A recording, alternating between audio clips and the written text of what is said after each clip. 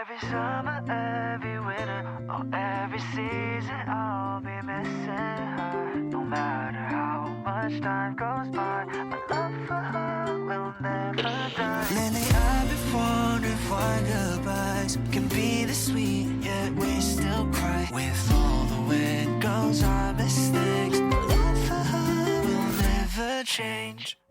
베개로 귀를 막아도 들어오는 네 목소리가 내 머릿속에 맴돌아. 아무리 잊으려 해도 온종일 너만 기억해. 네가 좋아했던 노래, 우리 다투던 말들, 사랑했던 말들, 텅 빈 방에 echo in the walls. 네 빈자리를 채우려 해도 난 알지 다 의미 없는 거. 너랑 같이 했던 사랑 하나뿐인걸. Didn't forget when living with you felt like I try but I can't get you out my mind. 난 사실대로 말할 뿐이야 여전히 지금도. Every summer, every winter, or every season I'll be missing her.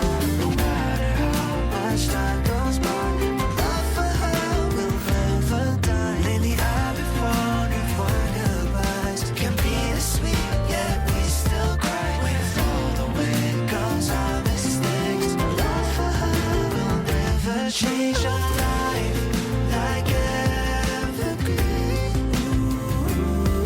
Through it all, don't let the wind blow. Hear the wind blow. Let it. Our life like evergreen. Through it all, don't let the wind blow. Hear the wind blow. Every summer, every winter, every season, I'll be missing her.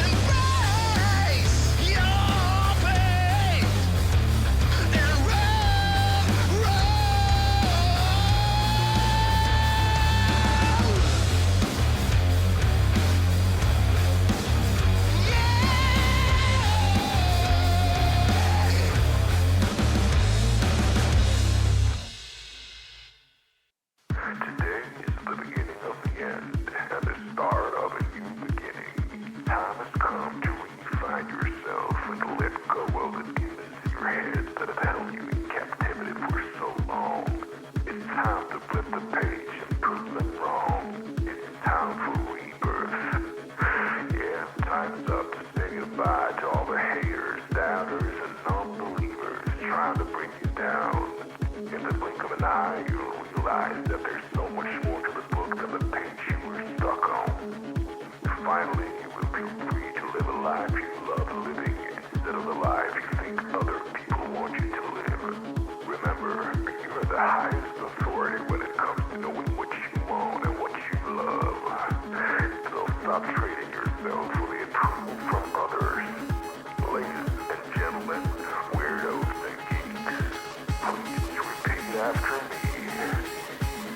I don't give a fuck.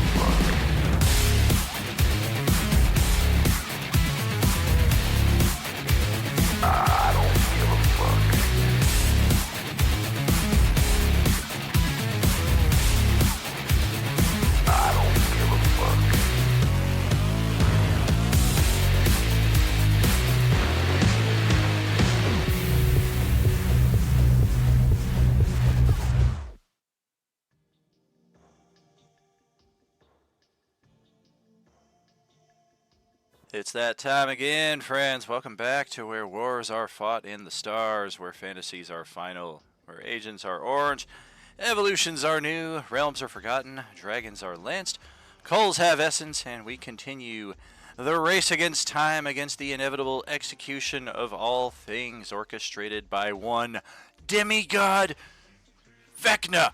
Yes, I remembered the big bad's name this time. I've been getting it wrong the last few nights, calling it Zastam. That's because, I'm not even going to say that's because I don't want to give any spoilers away.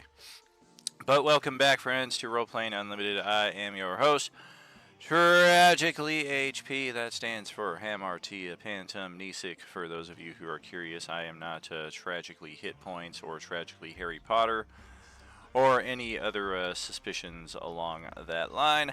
Welcome back, friends, to Wednesday night. It is the final session of week 32 of the Coalescence. Yes, indeed, and we welcome back the Black Goat of the woods with 1,000 young, and the tentacles that absolutely are part of that. You're just thinking, oh, there's chat going on here. We'll get into that.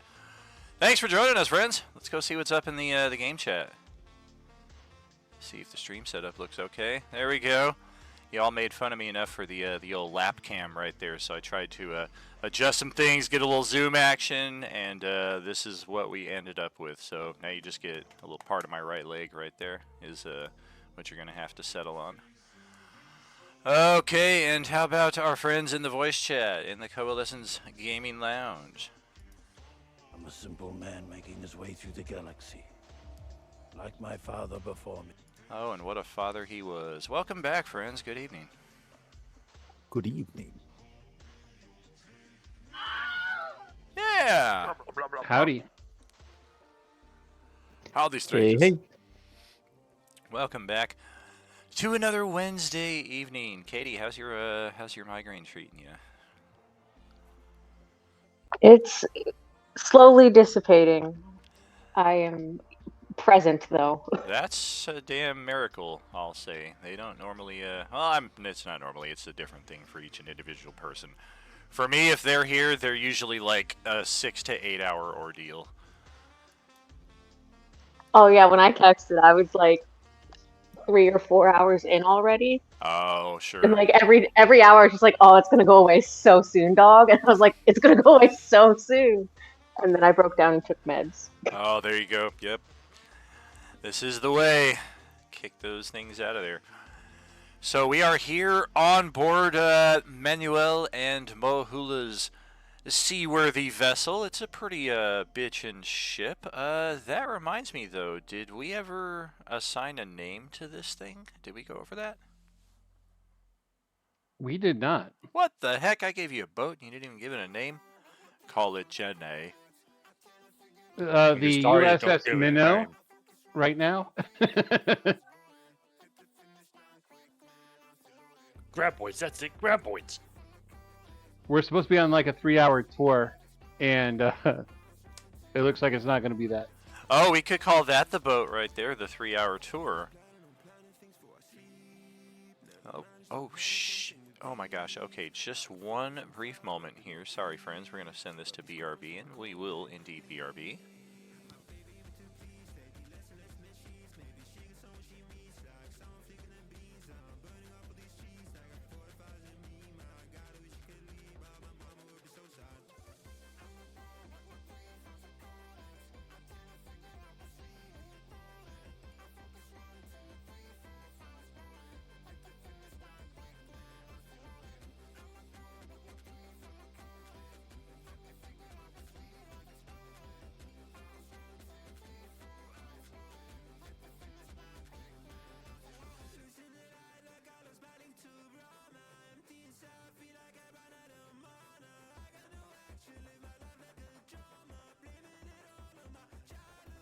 Alright, welcome back, friends. We are back as promised and jumping into the adventure here. We've got the final vestiges of the Cult of Nihilus present here and accounted for.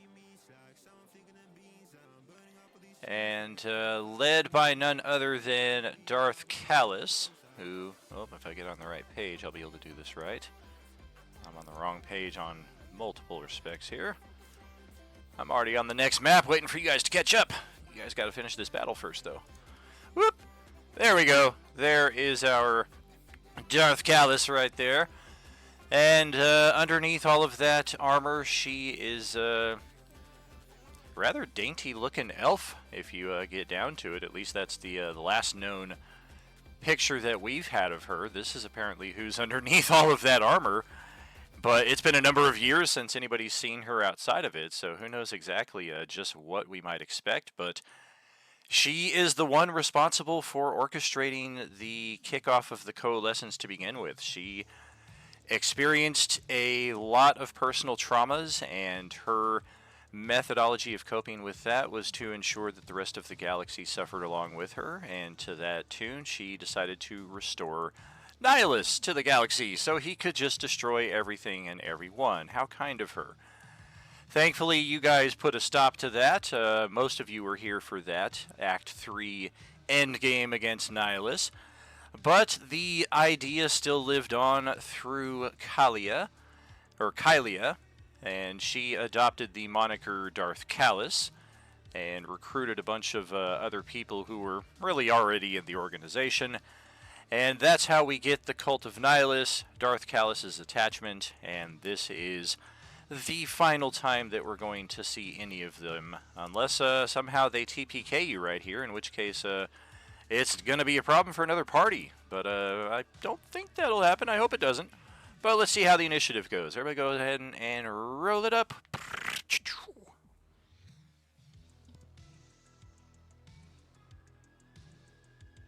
Man, look at that chat there in the chat log before the initiative bogs it all down here. That's what we're all about, man. Look at that community. That is fantastic.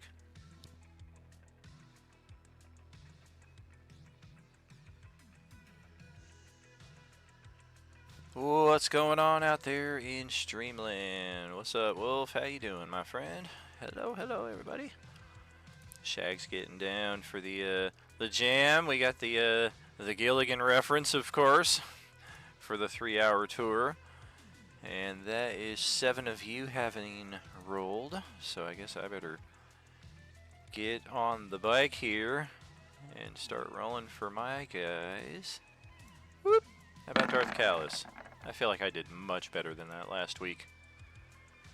Okay, how about the Chult of Nihilus? Where are you at? Nihilus, there you are.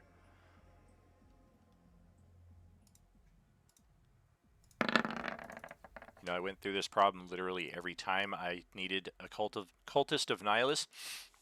I never changed the name of their character sheet away from Nihilus, so there's always a delay while I'm looking for them. And every time I'm like, I'm going to change that next time so I don't have it happen. And we have officially reached the last time we're ever going to see them, and I never changed it. All of you. Man, my guys go horribly in this initiative. All right, done. Let me check my legendaries, see where we're at in that capacity. Okay, so I think we're good on legendaries to activate, so I'm gonna go first anyway. I'm gonna take a legendary interrupt before you do anything. I have haste currently active.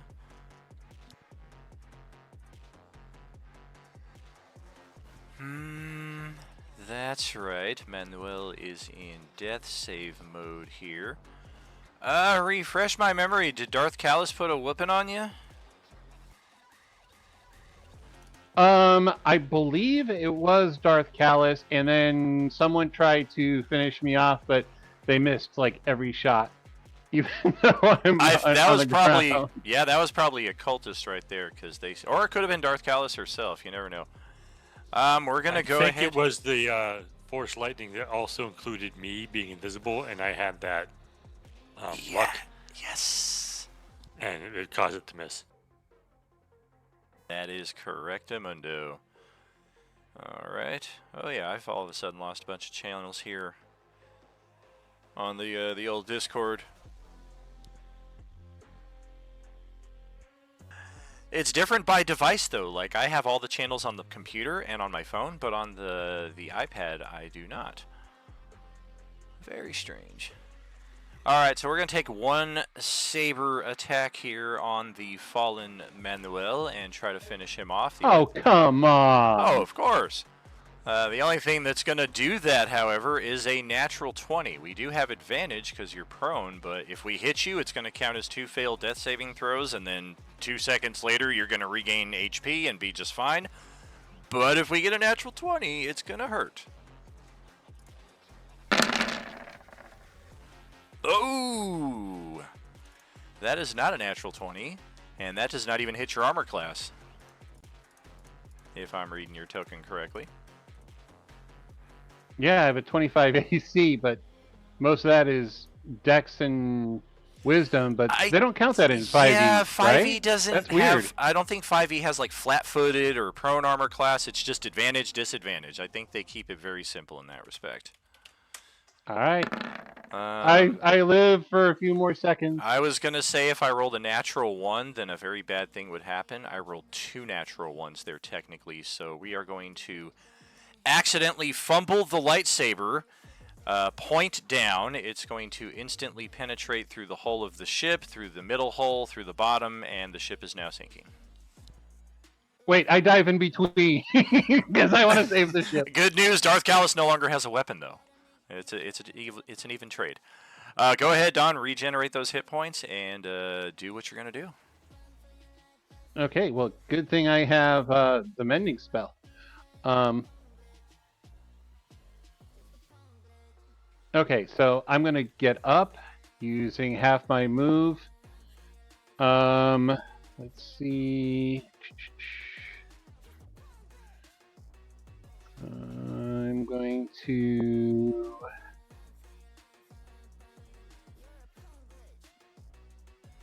Okay, let me ask you this really quick, and tell me if this is cheesing, and if it is, then I won't do it. Could I have Monkey Son use his action to feed me a superior potion? That is fine. Okay, so I'm going to take a strike at Darth Callus.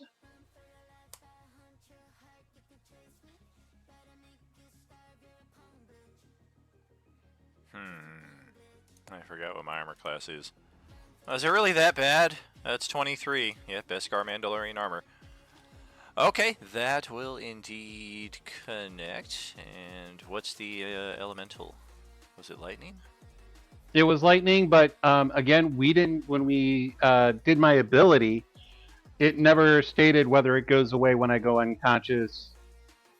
Oh, that's or right. We anything like addressed. that, so- Yeah, that's right. We addressed that last week. It does. It would go away when you're unconscious, and you'd have to pop it back up when you regain. Okay, so it's only 16 on that. Okay, we'll take it then. And that happens to be all the hit points she had left. Yay! No, that's not all the. Sadly, no. All right, I'll take my second attack. Uh-oh. That also will connect.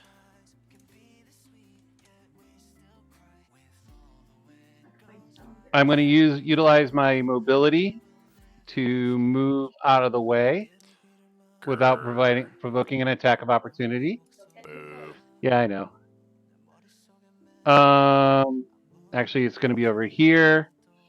Monkey-san is going to feed me the potion of supreme healing, which is 60. I believe. Glug, glug, 60. And yeah, and that's going to be. It's in grape form too, like it's not even been like fully pressed into wine, so like you've got like the couch and divan set up right there, and Monkey Sing comes over with an umbrella and just starts like feeding you little grapes right there. Oh wow, that's pretty cool. And then let's go with. I don't have anything that gives me a quick hide, so I'm just going to end my turn right there amongst the skeletons. All right. Well, then I think, considering we got Moahula on the other side of us about to go, we're going to legendary a second go here. Actually, no. Quickly, it's not going to affect anything. I'm popping lightning on my fist for Pugilist because all I need is a bonus action for that. Lightning with my hands. Lightning with my hands. Okay.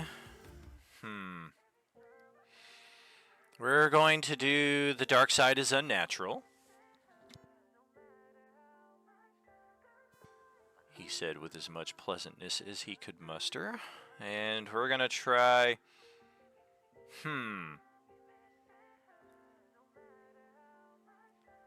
I forget. So Peely Peel is permanent displacement, right? Yes. Okay. Well, I don't need displacement. Displacement won't interact with this, but this has never worked like in 30 years of D&D, except when players are like, I'd like to see what happens. We're gonna try a dominate person on Peely Peel and see if we can gain a extra ally for a short term here. The spell save DC is 24. That's a wisdom save? Correct. Oh, thank God.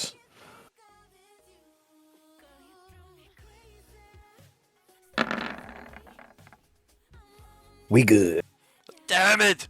Yeah, plus 13. The odds were not quite in your favor, but a decent chance nonetheless.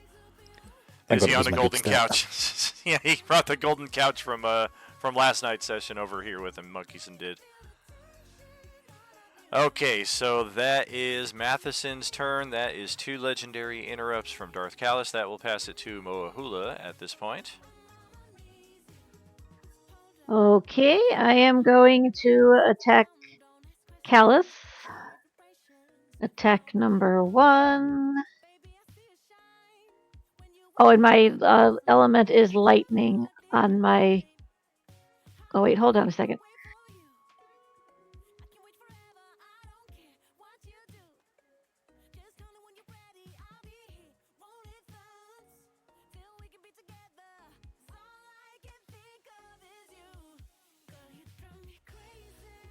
Does the elemental cleaver work if I'm in melee? I believe so. I think it works. I think it's just a melee weapon, right? But it has the option of being thrown. I think that's the advantage of the path you chose. I could be wrong, but because I see a lot of barbarians use it at range, but I always assumed, like, why wouldn't they be able to use it at melee as well? Don, what do you got? He's looking. Because I've always used it in range. Right, like you tend to stay back with it, but I mean you've definitely choose- got the size and the HP to get up close and personal too.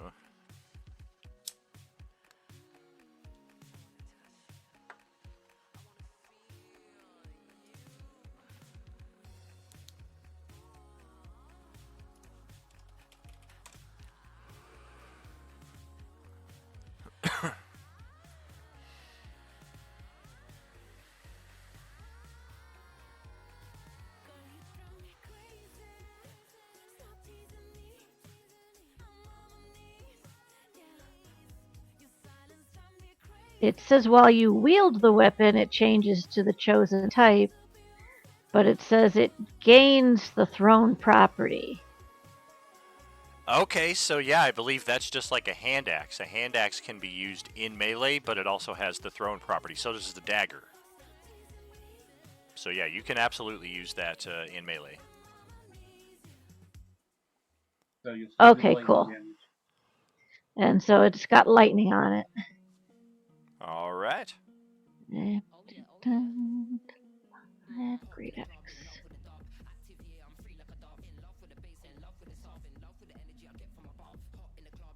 Oh my gosh. All right. Well, that'll certainly hit, and this is the first time we've had it occur in this combat. Cause I was waiting for it all last session. I figured somebody was bound to do it. But I have mentioned on multiple occasions, Darth Callus is wearing Beskar Mandalorian armor. And for those of us who are familiar with the in-game properties of Beskar, you are immune to critical hits. So we absolutely get hit, but we take 18 plus 18. The 31 extra damage is something that we are fortunately immune to. Ouch, that's a lot of damage though.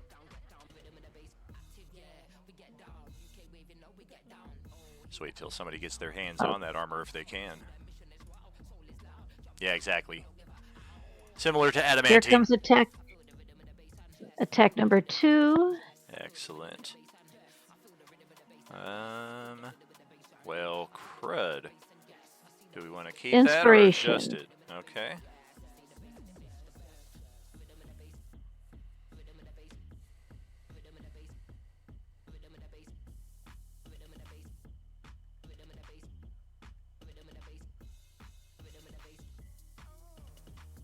Okay, there you go.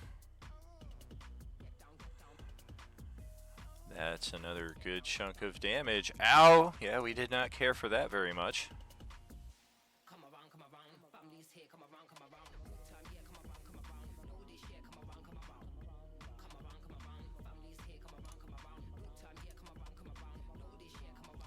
Oh, Don says I get a bonus action because of the crit? For the Great Weapon Master? Oh, okay. Yeah, I was about to ask, did you have any bonus action? Go ahead. Oh, gosh. Spent forever focusing on that dang pirate. I should have been hacking away at this giant cat. Alright. right, the -5 is pulling it out of range there. If you can force point exactly that 5 back, though, that will make it a successful hit for you.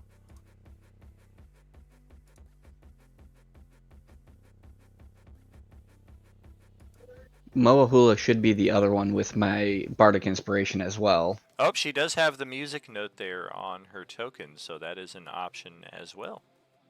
And can be used in addition to a force point in the case that a force point goes poorly. Or if you want to spend the Bardic Inspiration first and it goes poorly, you can also back it up with a force point. Okay, Don said to use the Bardic Inspiration first. Solid play. What is your Bardic Inspiration number, dice? D6.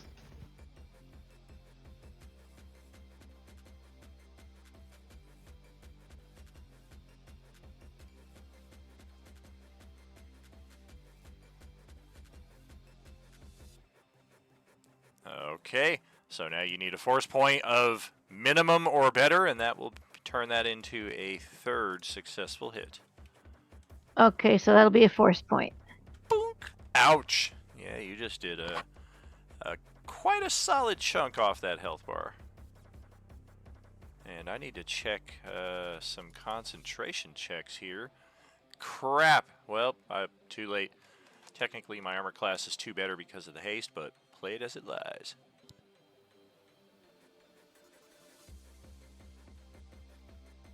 Oh me, oh my. Constitution save on the first one is on the crit. Okay.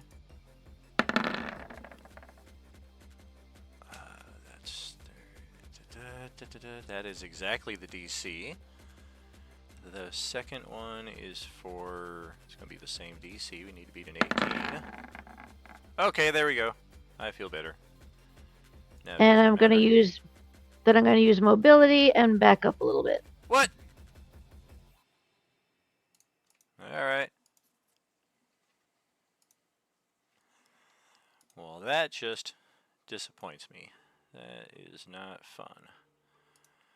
What are we going to do with our third legendary then? I suppose. Don't do it. Oh, I'm doing it. It's happening. It's not worth And it. that ends my turn. I think we're going to do our own. Maybe not. That might not be effective. How about this? Jeez. Hell to the yeah, that's what we're going to do, right? And yeah, I think that is what we're looking at. Not very optimistic about our chances, though. We're going to try to pulse wave Moahula right off the ship. We're going to ask a barbarian to make a constitution saving throw, however. And if you happen to fail that DC 24 saving throw, you are going to be pushed off the back of the ship and probably will never catch up. Or mustard.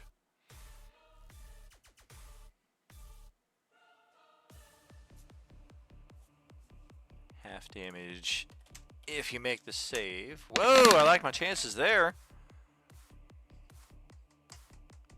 Make you burn those inspos real quick this month.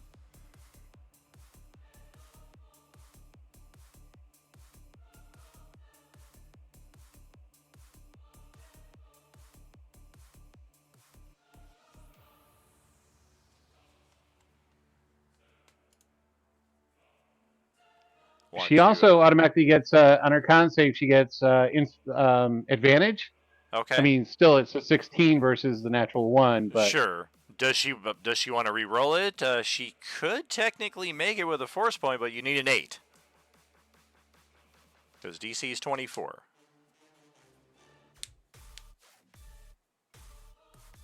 Inspiration. All right, roll it again.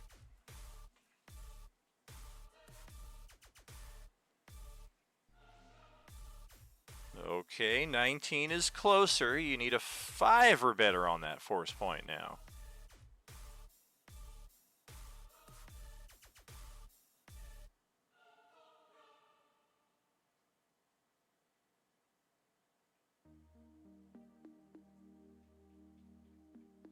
Ooh, all right, so you take 9 points of force damage and stand your ground. I am going to say because the power of the spell itself, we are going to successfully nudge these cannonballs up against the back of the ship. We don't manage to get enough impact to give them aerial and sail off the ship like we might have hoped, but yeah, we pushed those cannonballs out of the way, so whoever's manning that cannon next is going to have a few extra steps of grunt work to do. It's going to be very, very inconvenient. Thus is the power of Darth Callus, inconvenience. Okay, Kaylin, you are up next, and you are prone. It looks like. I'm not sure what that is. That's not the prone icon I use, but I think that's what it means. I've been arrowed. Oh, you got Boromir'd. Aye, well, I'll say spend half my movement to get up. First of all, I'll use a I think it's a force point. Yeah, going to burn a force point with super speed to move up walls, and I'm going to run up in the crow's nest, 30 feet up. Are you going to do it in a spiral? No, full Zoidberg. Whoop, whoop, whoop, whoop, whoop. Exactly. I'm going to shoot Darth Callus, and I'm going to mark them with my oath bow, which I completely forgot that I could do. Oh, damn. So I can get advantage and a little extra damage, and I'll take a shot. Can't you only do that once per long rest? Oh, until they die. I haven't used it in a while. Sure, yeah, until they die or until dawn 7 days later. Yeah, well, we're hoping to finish her off, so yeah, here you go.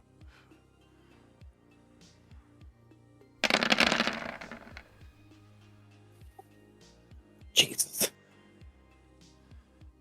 You have advantage on the roll, thankfully, because of the sworn enemy. So that'll hit. Thank God. It's not maybe what you expected, but those skeletal crewmates right there are actually providing what you need to get that sneak attack. Thank God. With my bonus action, I'm going to pop a greater healing. And that'll be me.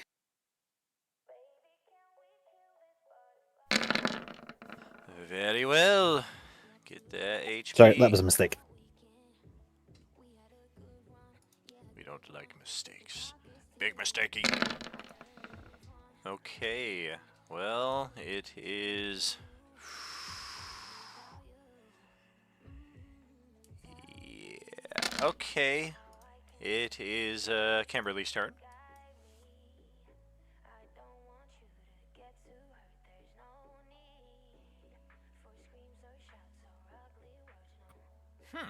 Okay. So that will be the two next to me. My spell save is 24.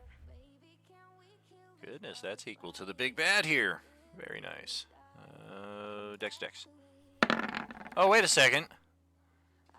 The whole frickin' point of these guys. Boink! Really? You're gonna counterspell a cantrip? Oh yeah, it's most devious when you do that, because then you have to use an actual spell slot to get your cantrip to actually land. You jerk. Yeah, that's why people hated these guys. Not everybody's favorite. I had fun with it.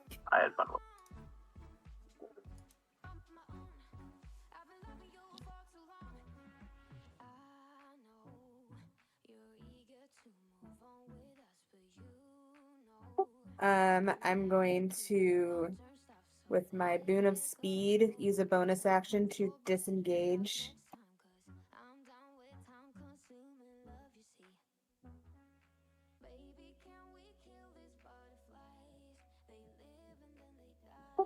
And let's go closer to someone that likes me. Okay. And I don't have anything else I can do, 'cause you suck. Okay, that's my turn. Get out of here.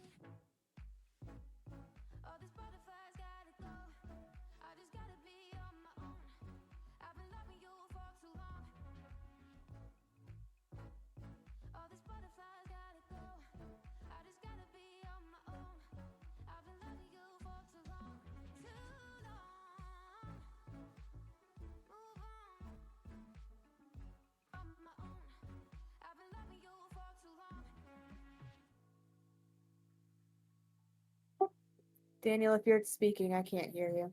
Oh no! I'm role-playing in silence! Darth Callus is very, very upset at this point, considering her health bar and the inability that she has had in converting any of you to her path. So with one last plea, she urges you to join her on the path of nihilism, where you will gain power and renown and purpose before the inevitable end. The end is coming, whether you like it or not, whether you defeat me or not. And we're going to give that one final persuasion roll.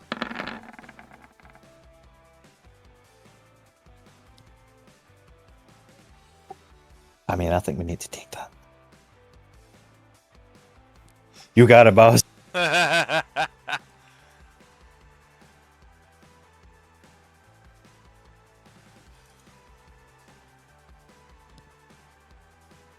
Would we even roll against them?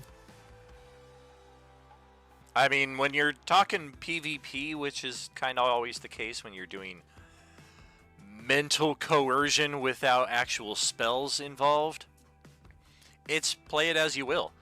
You can just rule that your character is iron-willed against such things and would never be tempted by anything like that, but then that's why we have character alignments, that's why we have backstories and things like that, to where if something like this would ever appeal in that aspect, then maybe you would consider it. How am I feeling about that in alignment with Black Goat? Roll religion and insight.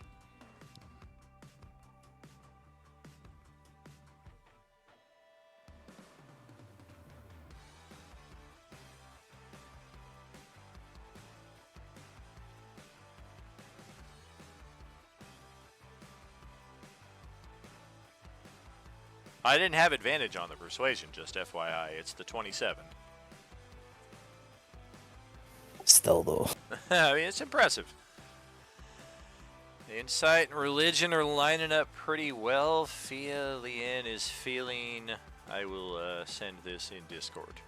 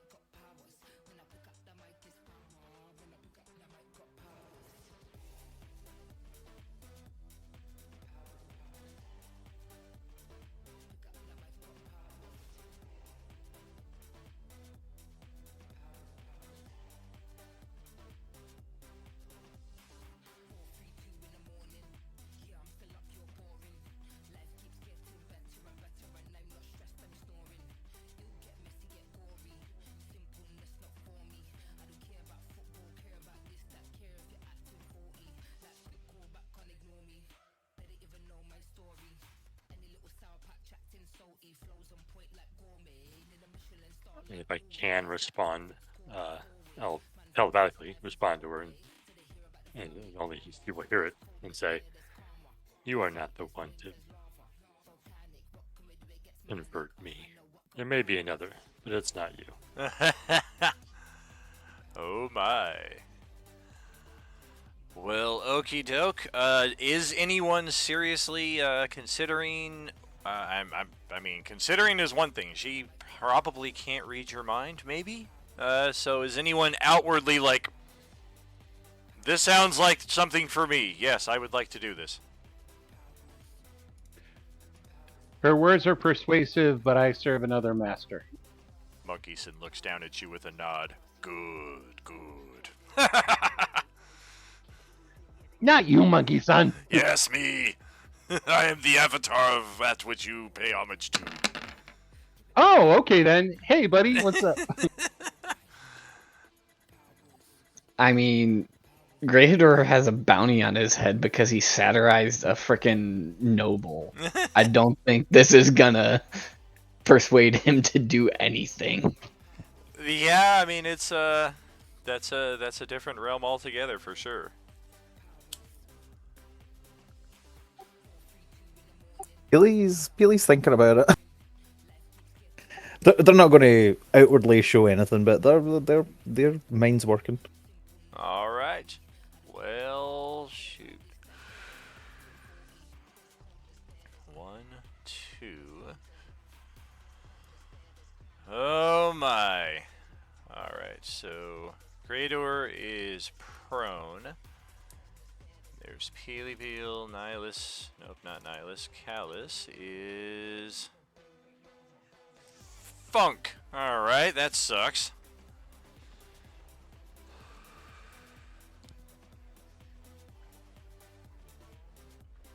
Like the one time that I most need True Sight and I don't have it. Or see invisibility. Oh wait, that doesn't see invisible creatures. My bad. Oh, really?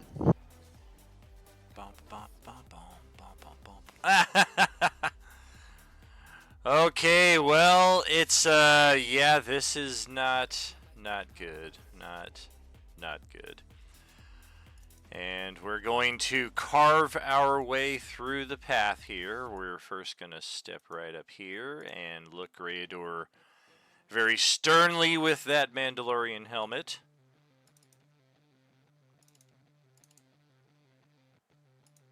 And we're going to start burning destiny points.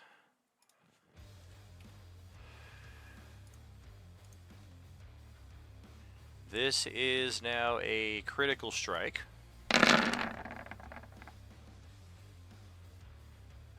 Really, the damage is irrelevant unless somehow she was able to do like 200 something points and kill you outright in one strike. That is not what she did. But she's angry now. She really didn't need to spend a destiny point on that attack, but she did nonetheless. She's going to spend her second attack to attack the fallen Greydor.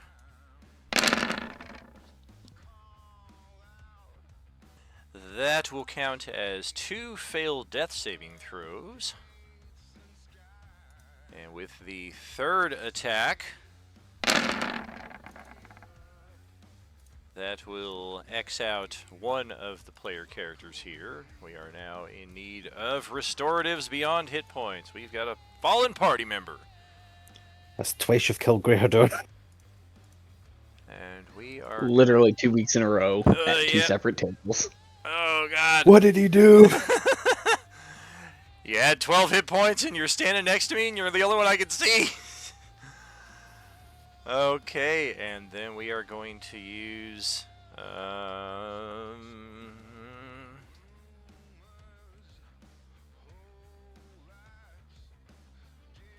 we're going to use our jetpack here. And technically we are exiting Felian's threatened area, if you want to do something about that. Alright. So yeah, we are going to jetpack our way up here to the crow's nest. And look at Kaylin here for attack number 4. Stab.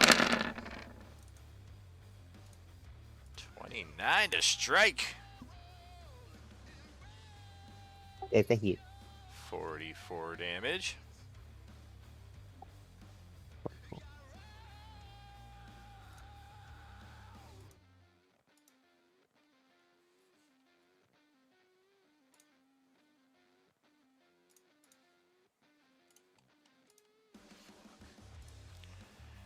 And we're going to do this here. Burn a second destiny point this round to take a second turn. And we're going to begin a fresh suite of attacks. This time...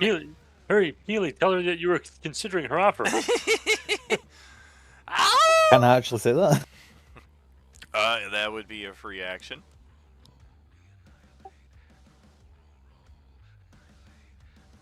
No. This bitch is gonna kill me anyway. I was like, I mean, the difficulty is going to be pretty extreme at this point. I mean, especially since Peely connected to the part where Callus said, we're all going to die anyway because of Vecna, so he's kind of like, well, I'm going to die anyway, so why would I follow you?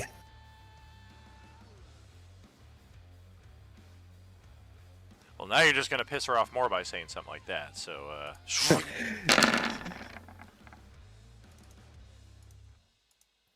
Oh, I am gonna burn a reaction and a force point. I'm gonna do... Where the hell is it? Force presence and get shields. Oh, shield buster! I'm still gonna use it. Oh wait, that's the wrong one. Boink! That's the right one. Yeah, we're just gonna dispel that. Or counterspell it. If you've got a counterspell, you can counter their counter. I don't, but I can't hit them because I have Mage Slayer. You can hit me all the way from over here? Oh, I thought you were very close to me. Didn't you jetpack up to me? Oh no, Darth Callus definitely is the one flying up to you, but we're not the one that's counterspelling your shield. It's this cultist over here who's floating a bit down below you, who looks up and is like, oh, I'm within 60 feet. Sorry, that's my mistake. Yeah, that's fine. Gotcha. I didn't know if Mage Slayer like applied to a ranged attack or something like that. 1 second here. Oh man, still getting used to typing on this thing. Ah, there we go. All right, so that is attack number 1 on. Hey, we got you. You're dead. Oh, sorry. I'm still technically alive. I'm going to uncanny dodge. Oh, no, I used my reaction. Never mind. I'm dead. That's right.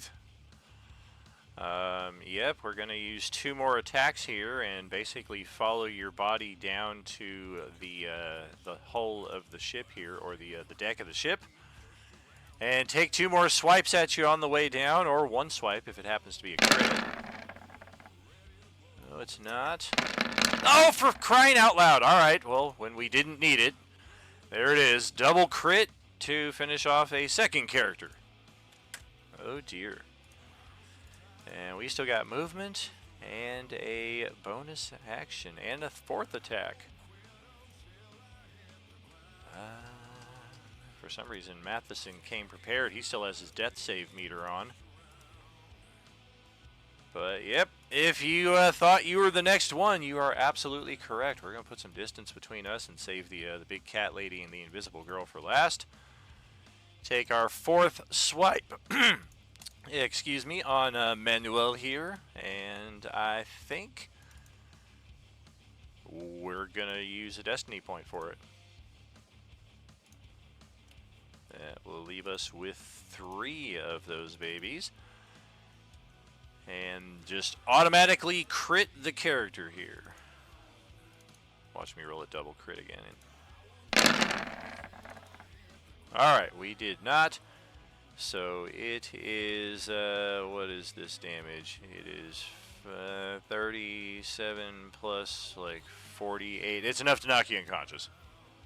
And not much more than that. Alright, guess we should have kept that death save tracker on there. And that is her turn and a stolen turn. So after that, it is now officially J-Man's turn. Just for a heads up, as OP as a move like that is for anybody who's holding on to a destiny point, The limitation on it is that she cannot then say, I have 3 more destiny points. I'm going to take 3 more turns in a row. No, that's where it gets really obscene and stupid. So you can take 2 turns in a row if you've got a destiny point and you want to burn it that badly.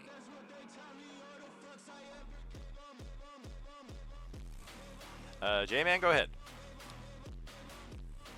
Well, since I'm right here and Grey Hitter is dead, I will use my action and bonus action to Phoenix down him and still be invisible and move over here. Hey, how about that? And his turn's next. That worked out. And he only technically lost 11 hit points. He's still prone. Yeah, Kalen is head first into the deck of the ship. He is actually shoulders deep into the splintered wood. It's almost a little comical if it weren't so tragic. And that's going to be my turn. All right. Well, Greadur, what are you thinking with yours? Well, I'm gonna go ahead, stand up, and look around, figure out if I try and move away, I'm gonna get smacked. So I'm going to actually attack this cultist with my specialized breath weapon from my sword. Oh, very cool. All right. 60-foot, dex save. Oh, boy. Oh, that son of a bitch. All right, he would have been just outright incinerated if he had failed that save. Instead, we're holding on with a small handful of HP there. Am I in the aura of Zev? Just outside of it. Ah, dang.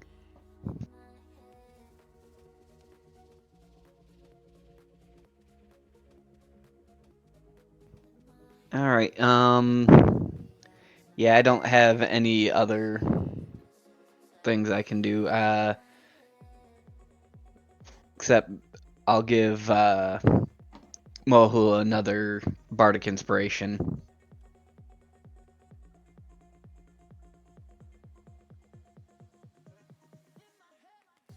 All right, I don't think we took the icon off of her the first time, so I think we're good in that respect.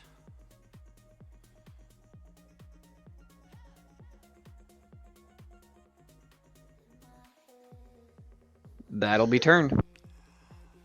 Well, Katie, that brings us over here to your turn. You are invisible and displaced, kind of in the middle of all this stuff. Technically, you're like standing right over here in the same space almost as this Skeletor dude, just on a different map of the ship.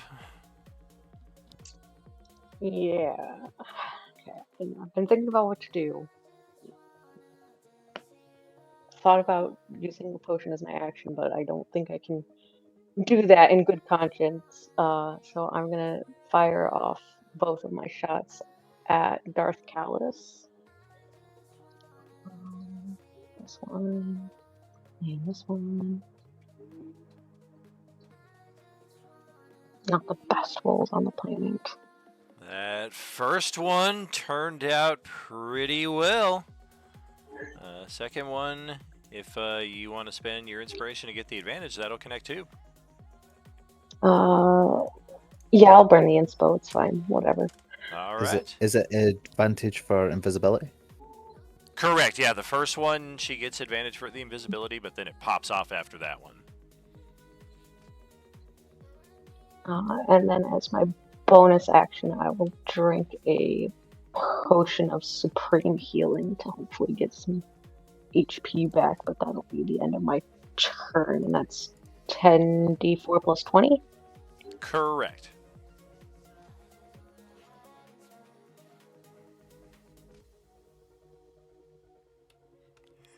Well, the Nihilist cultists get to take what may be their final turn.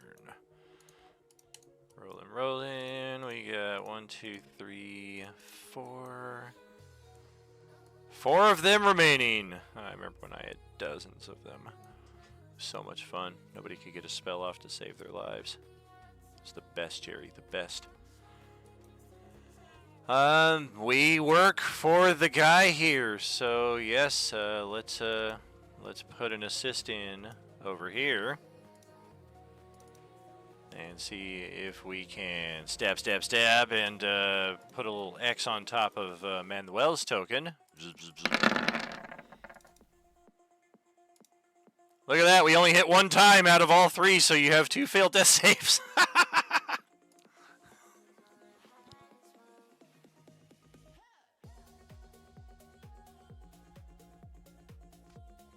I feel like it's that scene from the Fury Road where Nicholas Holt jumped in to go up to the front of the truck and he like falls down and Morton Joe's like, mediocre! Oh man, but the downside is we have more cultists in the area, so we're gonna try 3 more of those. That will do it. That will clear another character from the realm of the living. We've relieved you of the mortal coil. You should thank us. And we still have 2 more attacks, so we'll float over here and continue the assault on Zivara.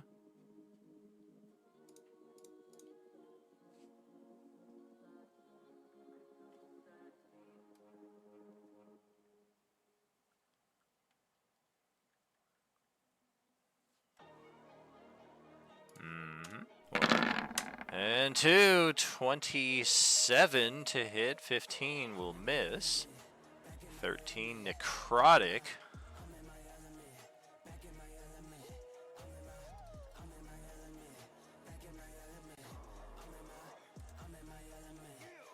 Looks like we got enough to get a flank advantage on Zivara with the other cultist.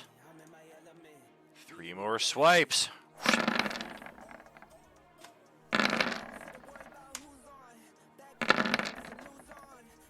Does she have necrotic resistance, or was that another character? Yes, I do. Okay. So we're looking at 12, 18 necrotic total from, or no, that third one missed. 12 necrotic. After the half.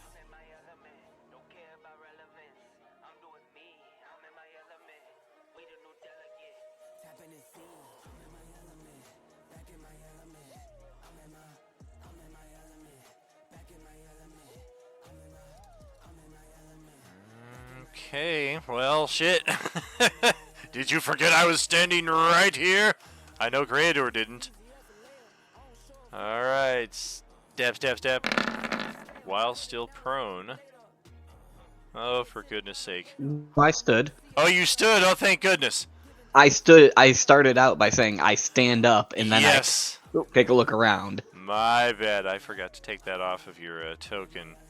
I guess it's still kind of the same result, though, because it's 24 to hit you, which will drop you, and then 2 more successful attacks, which will kill you again.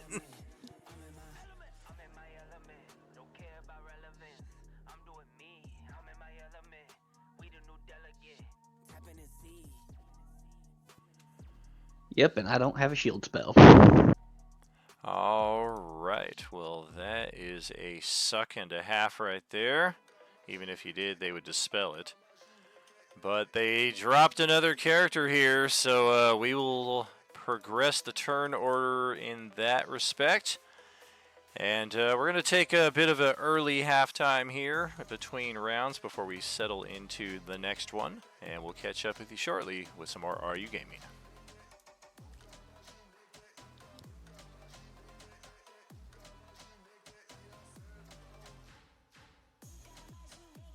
Okay, how many people do we have left besides me? There's 3 4? knuckling. I'm considering abandoning ship. I mean, we still have more than half the party up.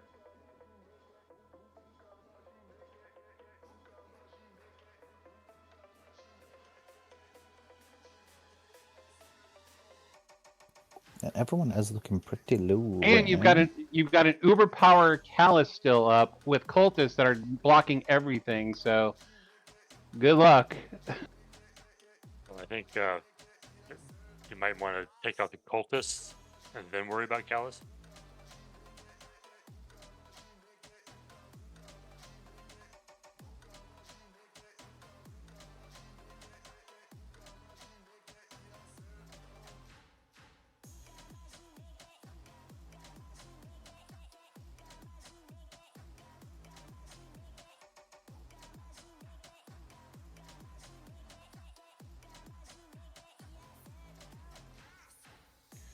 But I mean, if we can't even handle Callus and these cultists, how the fuck are we going to handle whatever the big bad is that's guarding the rod piece?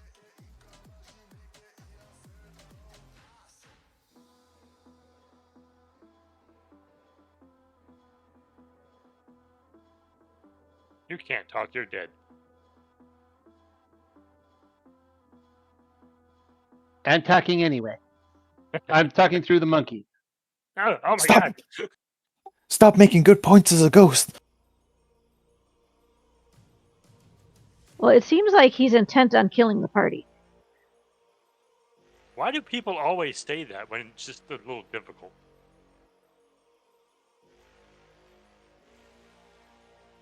I'm a health bar half full kind of person. Getting 4 attacks on each person? Something like that, maybe? I've seen worse and gotten through it.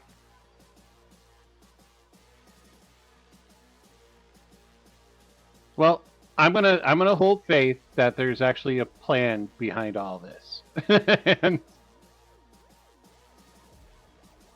I mean, the plan, like in any D&D combat, is to challenge you, make you feel like you might lose, but then come out in the end victorious and feel good about it.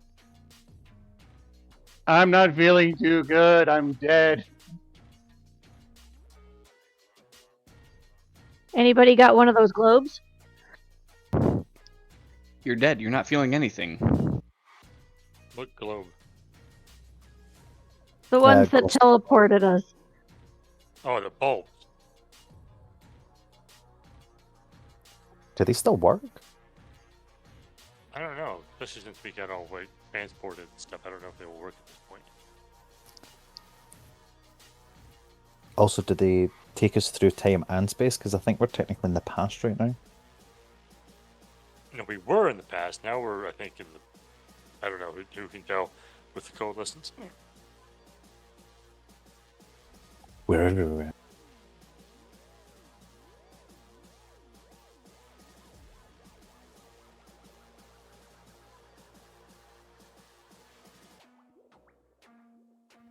We are Schrodinger's party. We are everywhere and we are nowhere. Michael Mick doesn't exist.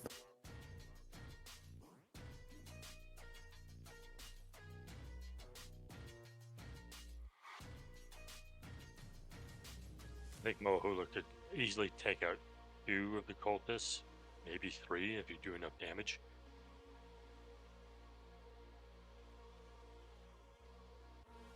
Provided I can roll good. We have the means to make that happen. We also know that you roll good. What do I need to hit one of those suckers? I mean, Callus is only a 23. They're lower than that. I've got invisible Fia healing everyone. Exactly. I'm not in any shape to really join the fight except as crawling around invisibly, making sure people don't die or get up if they do die. I have ouchies. Well, there's 3 people around you that are dead. Yeah, I'm working on it. Don't rush me. I can only get I one wonder if- person per turn. I wonder if Monkey Sun has Fling Poo attack. That's got to be an auto crit for sure.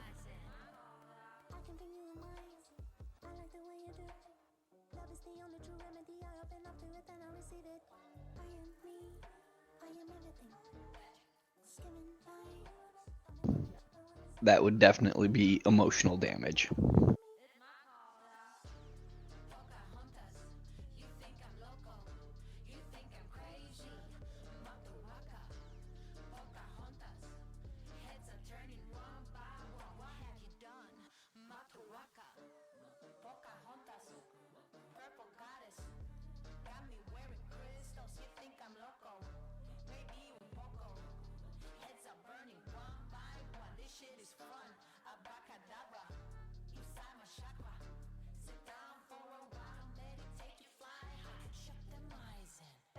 Does Navara have haste?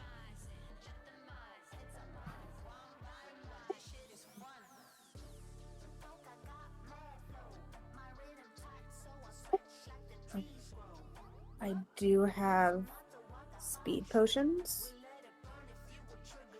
I was thinking like hasting Mohula so she would attack more.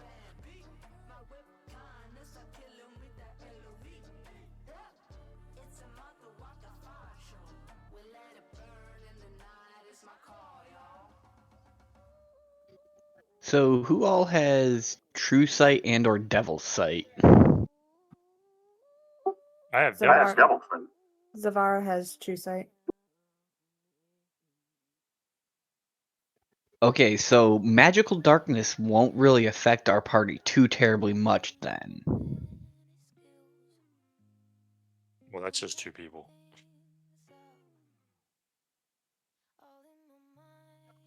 Oh, I thought I heard 2 plus Peely. I think it's just Zavara and Pia who would be able to see through it. And Peely would be able to see him. Oh, there you go. But they're dead, so. I mean, even if you created like just a space on the ship for people to go into, like for a little bit more protection. Yeah, it could work as like a shelter to back into or whatever. How big an area is it? 20? Yeah, 20 radius.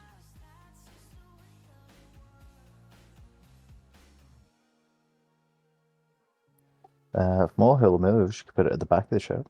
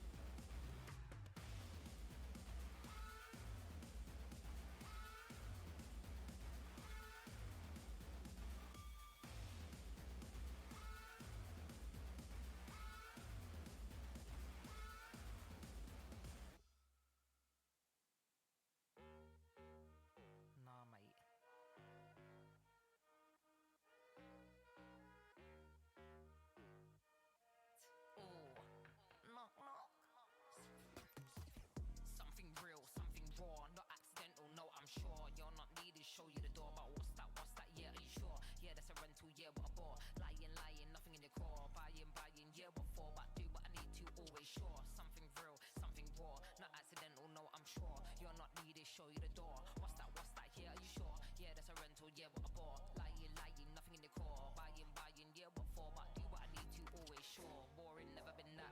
I get paid, bro, just to relax. Yeah, more money now, yeah, more tax. Sorted it now, don't worry about that. Boring, yeah, I've never been that. I get paid, bro, just to relax. Yeah, more money, but yeah, more tax. But sorted it now, don't worry about that. Flexing, yeah, but your soul is empty. Dripping in diamonds, Fenty. Dripping in vibes, got plenty. Got the technique, yeah, like Jet Li. Ow. One little chop like pow. One little hit like wow. Living for the now, live for the sound. Nice for the dollar, but I'm making a pound. Yeah. Worry about that. No, don't worry about that. Worry about that. Worry about that. Like, no, don't worry about that. Something. Worry about that. No, don't worry about that. Worry about that. Worry about that. Like, no, don't worry about that. Something real, something raw, not accidental. No, I'm sure you're not needed. Show you the door. What's that?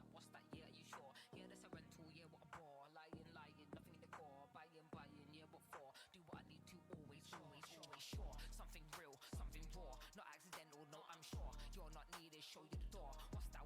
Yeah, are you sure? Yeah, that's a rental. Yeah, what a bore. Lying, nothing in the core. Buying, yeah, what for? But do what I need to. Always sure. Knocking in the door, knocking in it one time, knocking in the door. Always sure. Knocking in the door, one time, knocking in the door. Knock. Hello, something real, something raw, not accidental. No, I'm sure you're not needed. Show you the door. What's that? Yeah, are you sure? Yeah, that's a rental. Yeah, what a bore. Lying, nothing in the core. Buying, yeah, what you for? Do what I need to. Always sure. Fuck off. That's what you gotta tell them sometimes, you know. Fuck off. See you later, mate. All the best. Something real, something raw, not accidental. No, I'm sure. Something real, something raw, not accidental. No, I'm sure. Nah, I've never been sorry.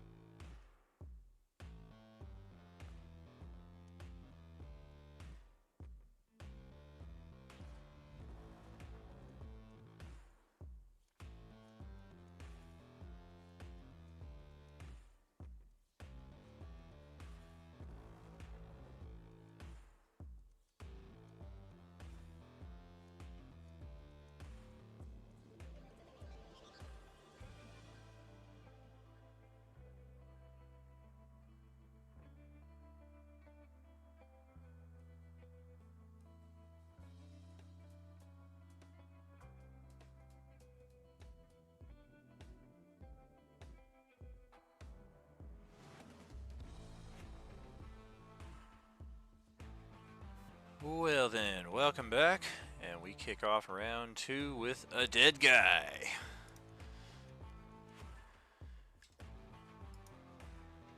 And after that, we Okay, move on. I lie there dead. Congratulations, You good are job. dead. Not the big Not surprise. big surprise. Gail, that will pass the turn over to you. Okay, I am going to drink a potion of speed. And then I'm going to throw my axe at cultist number 1. Alright, let's get a little speed on your character. Okay.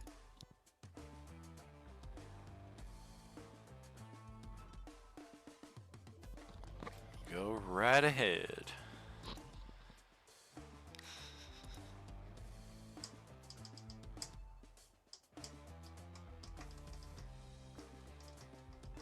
That will hit, and cultist number 1 is expired. Awesome.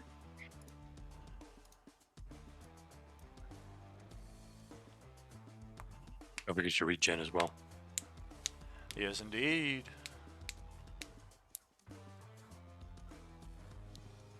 And I believe you were to get that bonus action attack for killing him. Okay, so now I'm going to throw my axe at cultist number 5. Oh, what did that guy ever do? He's just chilling over there. Ah! He couldn't even hit Dawn. Let's see. Cultists have a 16 AC, so that'll hit for 41. Oh, what kind of element are you using? Is it still Lightning. Gotcha. 41. Yeah, that'll hit and leave that dude exactly where this guy was just a few moments ago before you attacked him. Awesome, because I killed that first guy, I get my bonus attack. Oh my. That will clear that one. And then there were 2. And that ends my turn. All right. Then let's legendary interrupt. After seeing all that go down, that's rather unpleasant. We're going to trust our cultists up here with Zavara. And we're going to try to single-handedly take care of this cat lady. Guess we better get up here. Otherwise we're on a different level of the deck entirely. And okay. That is this right here. So that's a legendary. And then it's over to Peelybeal, who's also dead. So after that, we will take a second legendary. And take a swipe at Moahula with the Sith lightsaber. And miss completely. Alright, well that'll pass it over to Zavara's turn. Things changed very quickly between coming back from break and my turn. Shoot. Okay.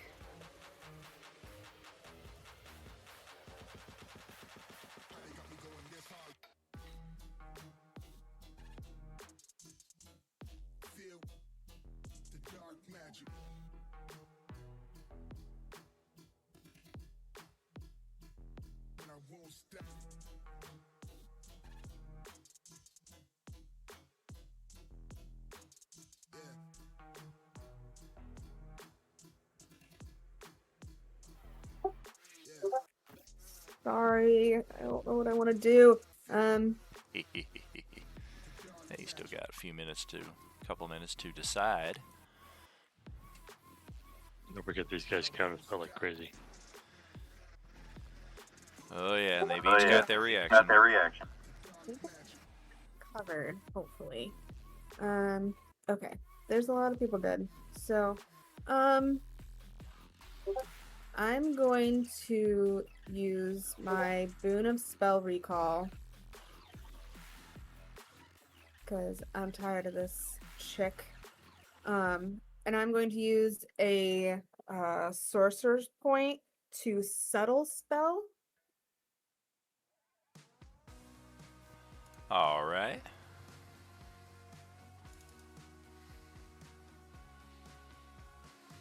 I'm gonna do that on anyone who's still alive, evil-wise. We're evil towards us. Including Justin. Not tonight.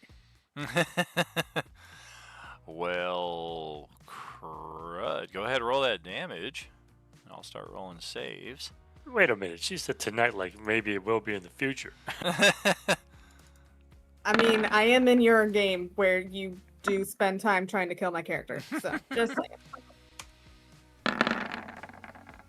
Wow, look at these cultists. -1 to their intelligence, and they came out pretty decent with the save. They both failed, but respectable. Oh, and there's the pathetic one. Okay. I'll say Darth DC is 24. 24. Nikes. We're gonna have to go with the second one of these. Figured, but the cultists are stunned. Not only are they stunned, they're just about dead. If you'd rolled just a skosh higher on that, and like you rolled pretty good as it was, they had a lot of hit points. And I'm gonna move.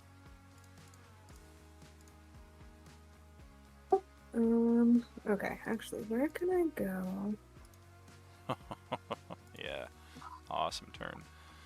And then we take half damage with DK down here. Oh boy. It's another solid threshold passed on the old HP bar there. Okay. Sure. I'll move over here and I think that'll be my turn. Next attack against me, disadvantage. Okie dokie. Darth Callus. Oh, and bonus action potion of healing of some kind. Alright. Reset the legendaries. Reaction, haven't really had to use. Actually, I could have used one. Superior is 8 die 4 plus 8. Okay. Yeah. This is the turn.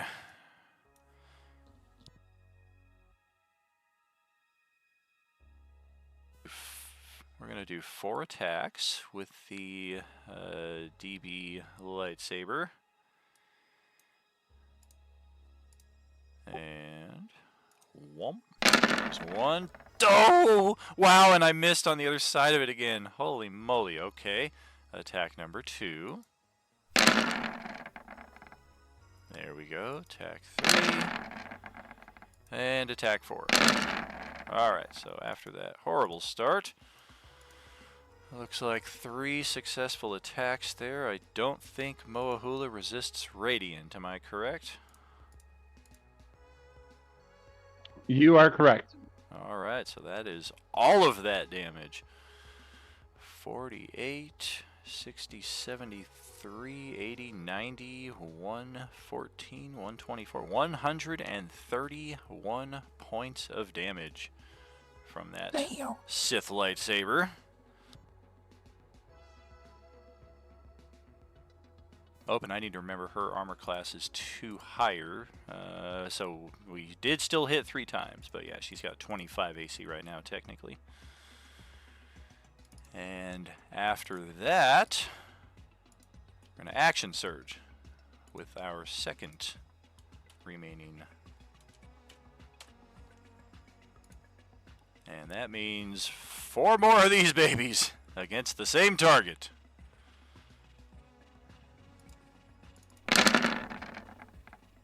One, 2,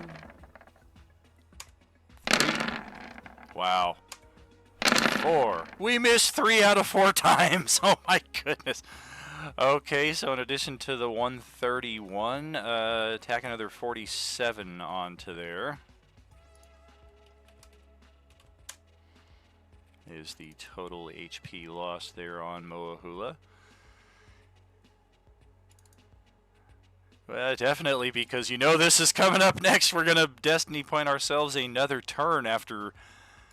there's no facial expression when she's wearing that mask, but you can just see the look of disbelief as, how is she still standing after all of this?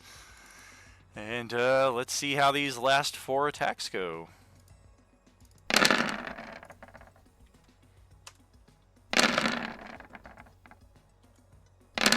Oh!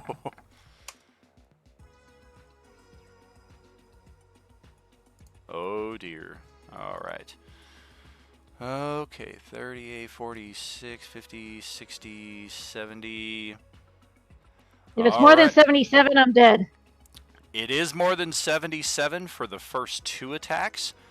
The third attack is a natural 1, and with advantage at that point, because you're prone, it is still a miss. The fourth attack will connect and drop 2 death saves off of your tracker. So unless she gets another attack on you before your next turn, you're just going to regenerate yourself back to 6 hit points. Almost got you dead, right on the cusp of death, but not quite, which is impressive considering how many attacks she just frickin' took on you there. That will close her turn and pass it over to Fielien, who sees all of that go down, and you're pretty sure you see Moahula still breathing. Yeah. I will reach out telepathically to Zavara and Uri, knowing that they're both still active, and be like, if you have Phoenix down, we need to get these people up and take her out. I'm going to use my bonus action to Phoenix down Healy right next to me, Okay. and then telepathically say to him, Oh. when he becomes conscious, be like, you might want to play dead for a minute. I'm fucking out of here, dude. Can Billy try to play dead? Yes, to be fully convincing, you'll have to sever your own head. If it's what I need to do. Thea, make me an orange. And then I'll creep over to Manuel's body. All right. Well, we are going to take advantage of that slight lapse there and try to finish off Moahula here. Slice. Oh dear, that will absolutely do it. That will put a big X right there. We got another one down. We need another Revivify or a Phoenix down or something. Okay, Greater is also perished, so Darth Callus will now look at Brazilial, who is standing pretty much right here in front of him. I can see you even though you're displaced. I will, for consistency's sake, briefly move over here to this map with my legendary dash. And then it is your turn.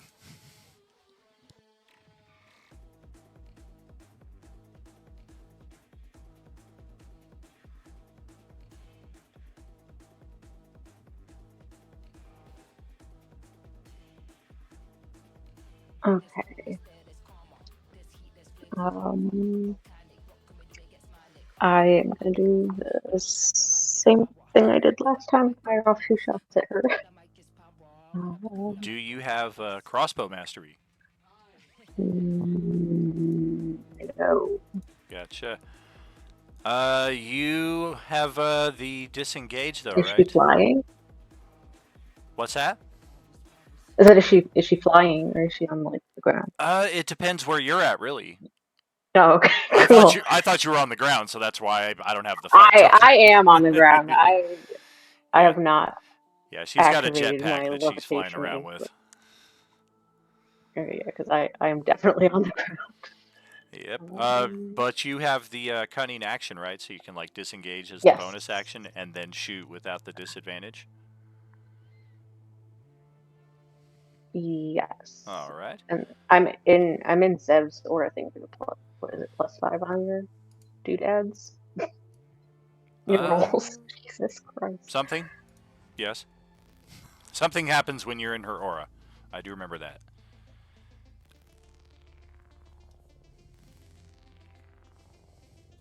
Yeah, I think there were options. I want to say that one of the options is +5 to your rolls.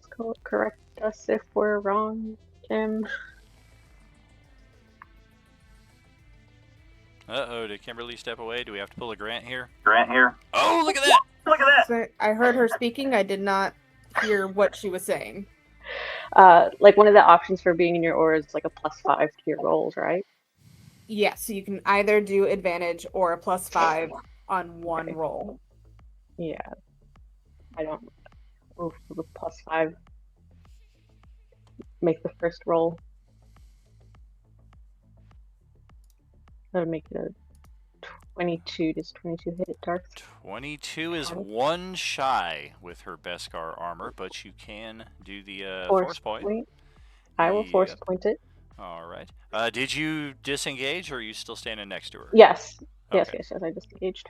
Go ahead and For move real. to wherever you're thinking.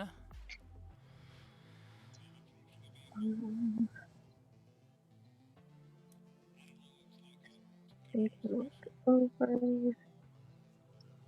here. Then, As if she's not gonna just fucking follow me. sure, That but would it be takes her a legendary. standing. That's standing on manual, by the way. Yeah, I'm thinking let's move everybody over here to this map so that we don't have the sails and everything blocking the way. So give me just a second. We're gonna transfer everybody to the middle. I think like right there, and then Gale would be like right.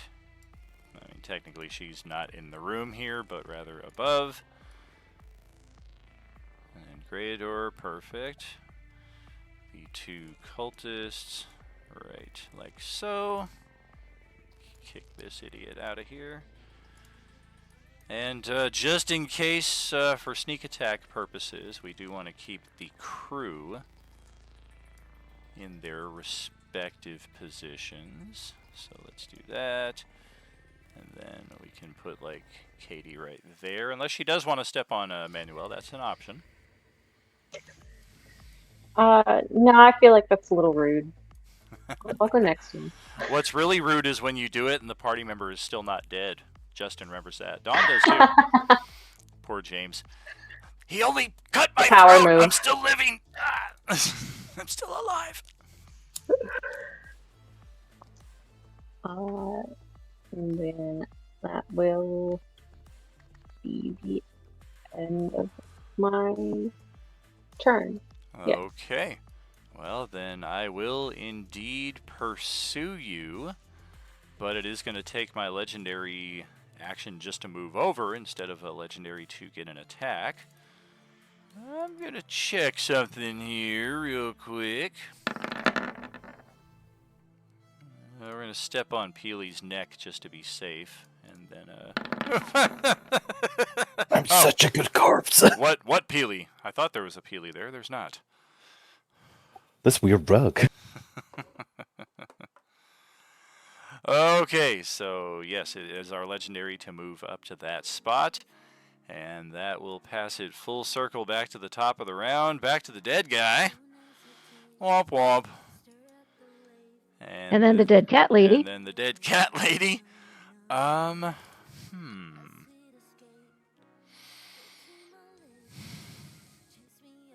I think we'll stick with the plan. Okay, so... I hope you're happy. Oh yeah, I'm very happy. I'm always happy. Peely Bill, it is your turn.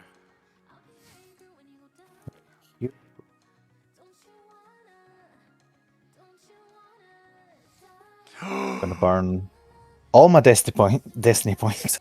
What? You can only burn one at a time. What are you talking about? Unless you're going to just take mean 3 attacks in natural 20, natural 20, natural 20. That's a possibility.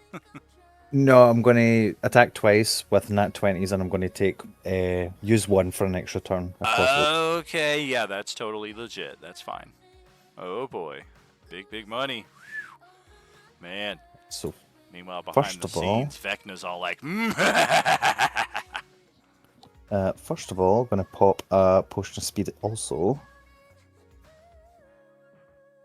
Oh, you accidentally drop it through the slats here, and it falls down to the next level. Ah, shit. No. I spilled. Gonna pop a quick healing for myself without all that sneak attack damage. Yeah, good thing. And make a... 1 second. I'm going to bring down my crit range just to make the damage a bit easier to see. I'm going to attack with my hasted action. Just going to shoot the bow at Callus. Okay. That will connect for a lot of damage. 52. Ouch. I'm going to move back over here. I'm going to use my hasted action and a bonus action to Phoenix down, bring Mohila back up. Okay. I like that, because you know how we play here. Rule of cool. Gale's turn literally just passed, and you got her back just a second after. We're going to have Gale take her turn as soon as yours is over. Just so we're not all clumped together, I'm going to move back over. Good deal. Let's see. And take another shot at Callus with the Destiny Nat 20. Okay.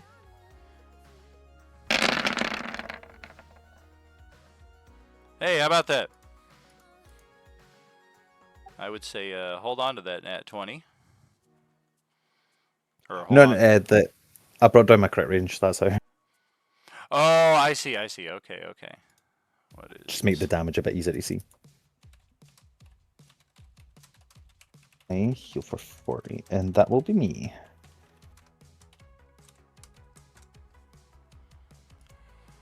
Well, holy moly, what a turn indeed. Let's back it up here real quick. And it's Gale's turn. I think the rage goes down when you die, but the speed potion, I'm going to say, is still in your system. And for some reason, you still got that song stuck in your head that Greador was singing a few moments ago, so the bardic inspiration will also remain. All right, against my better judgment, Donna's telling me to rage.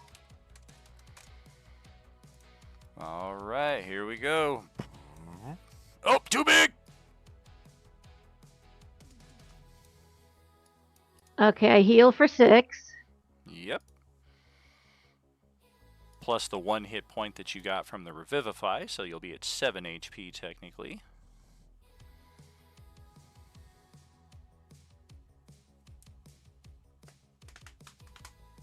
Okay, still gonna have lightning on my cleaver. Okay. And I'm going to throw it at Callus. Oh, man.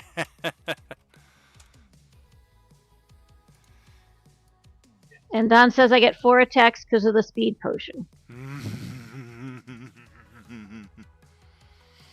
Oh, boy. This could be really bad for Callus.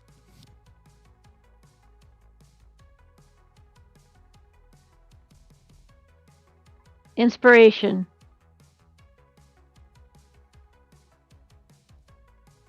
Go ahead, re-roll that. There you go. Solid connect. I'm going to tally it all together. Go ahead and spam those attacks. Okay.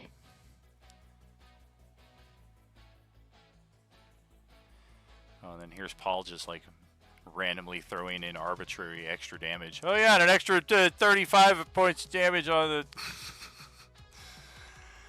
let's say that third attack is the one that you use Kimberly's Aura for the advantage. And that will mean hit, and of course a hit. Of course. And Don says I get another attack for that nat 20. Oh dear. Okay. I was gonna say the nat 20 is That's amazing. not as effective, but damn, it's pretty awesome. That's another hit. Okay, so we are 37, 57, 60, 70, 80, 99, 103, 113, 123, 24, 133, 163, 167 points of damage. Ouch! Yeah, that is a huge chunk off that health bar that she had remaining. That's one thing you haven't seen her do all battle. Not one restorative. Button. That's because we've got the boon of full restoration that triggers when we hit 1 hit point. And then you guys got to start the battle all the way over again, except we don't have as many destiny points. And then it's just like a 5-week slog.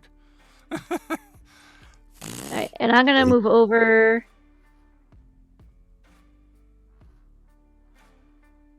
Is that like a wall there? Like a little wall right above me there? It is, but technically you're still up here. Unless you want to, like, hop down off of the battlement here and go inside of that room.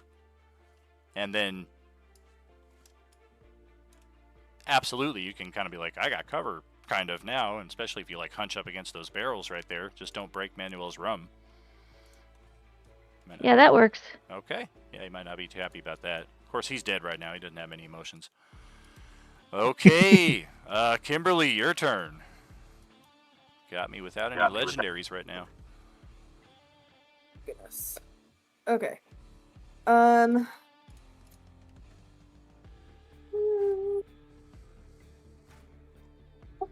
do a Scorching Ray at 3rd level.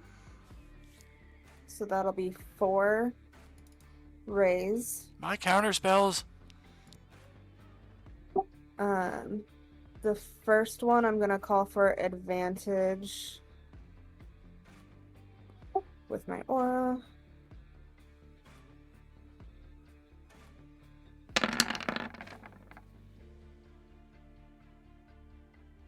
Not that I needed it.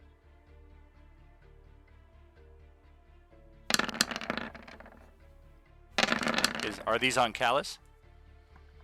Yeah. Gotcha. Okay. Man, where's the damage? All right. Is that really all the damage they do? 2 dice 6. Yeah, I guess you get extra rays, but the damage doesn't increase. Well, that's not as cool of a spell as I thought it was. So I guess you get 2 more of those, though. Because you start with 3 and then 1 extra for the higher level cast. So hit, miss, and then hit. You can make that 3rd one a hit, too, if you want. Yeah, I'll spell it. Okay, 17, 22. We have no resistance against fire, so we'll take all of that. Is that your turn? I would love to give a healing potion to Moahula. All right. Got to go down into that room to do so, but you did just see her standing in that doorway.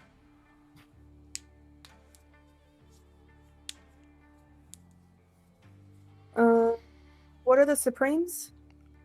10 die 4 plus 20. Okay, so that's higher than the Superior, right? Correct, yeah. Standard, greater, supreme, or I'm sorry, superior, and then supreme. If you do full value, it's 10, 20, 40, 60. Okay, well, Callus is going to reset those legendaries. 47 HP back for Gale. And our last target that we were going after was Brazilial here, when all of a sudden we got frickin' axed in the back 5 times from someone who's supposed to be dead. Who keeps bringing these people back? And she'll just hear like a chuckle in her mind. I know you're out there somewhere. Away. I'm gonna frickin' get you. Okay, well, I don't think I have a way around this. Oh yeah, death is not the end. Oh, that's beautiful. Boink. My other superpower, Misty Step.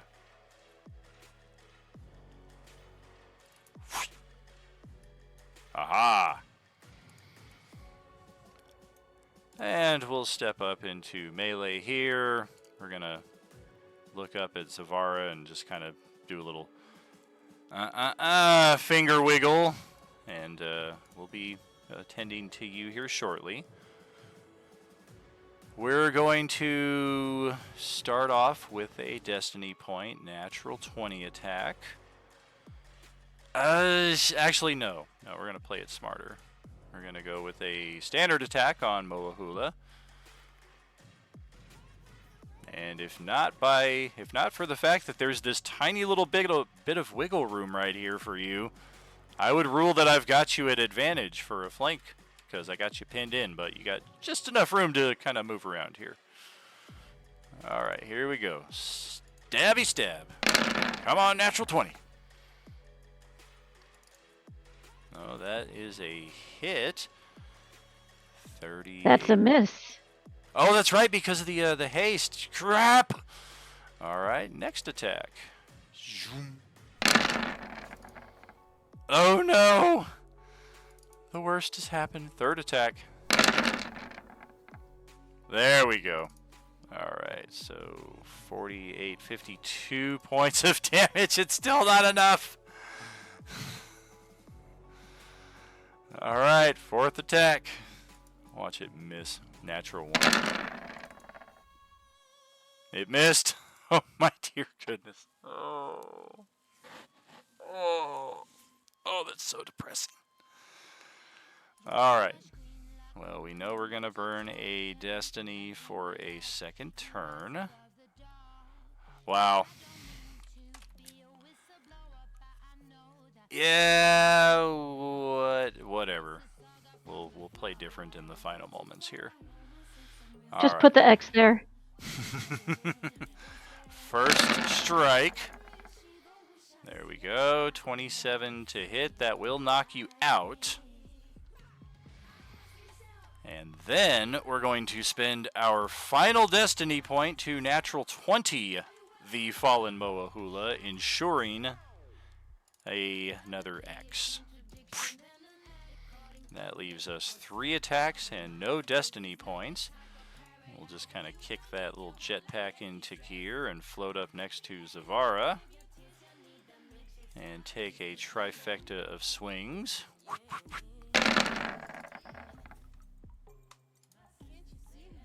And the first attack, we are going to start using these that we should have been using this whole time. I think we used a couple of them last session, and then we all of a sudden forgot they existed.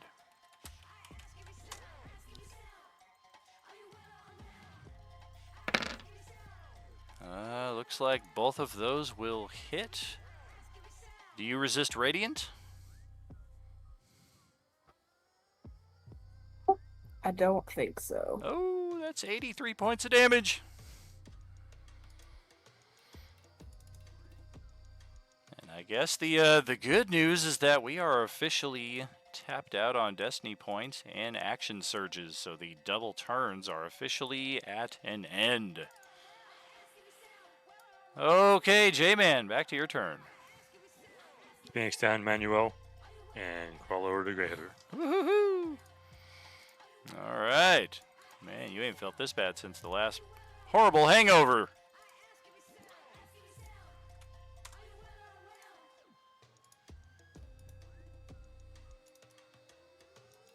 All right. And then Greyador's turn is up next, but he is still rotting away very quickly. That'll pass it back to Darth Callis for a legendary interruption. And we will take that opportunity. Gosh darn it. To use a force point. Stop it! Now that I remember them, I'm going to have to frickin' use one on every attack. Oops. 23. Hey, hey! For 33 points of damage. Or 34, actually. Shield! Surely we got something against this. Man.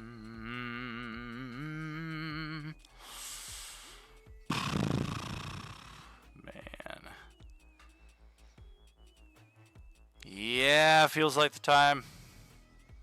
We've been sitting on it, waiting for an opportune time, and we don't have much life left in us, so we're going to try to counter that. Well, we will counter it unless we are countered.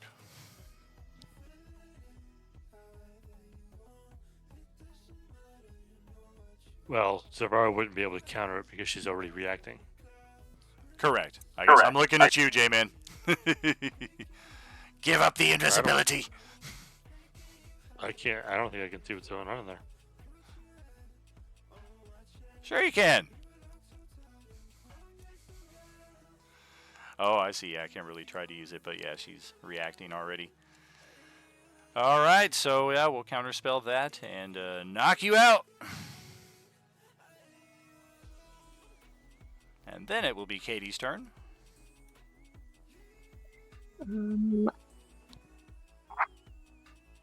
I know I'm like kind of vaguely touching the aura, but am I getting the aura benefits? Oh yeah.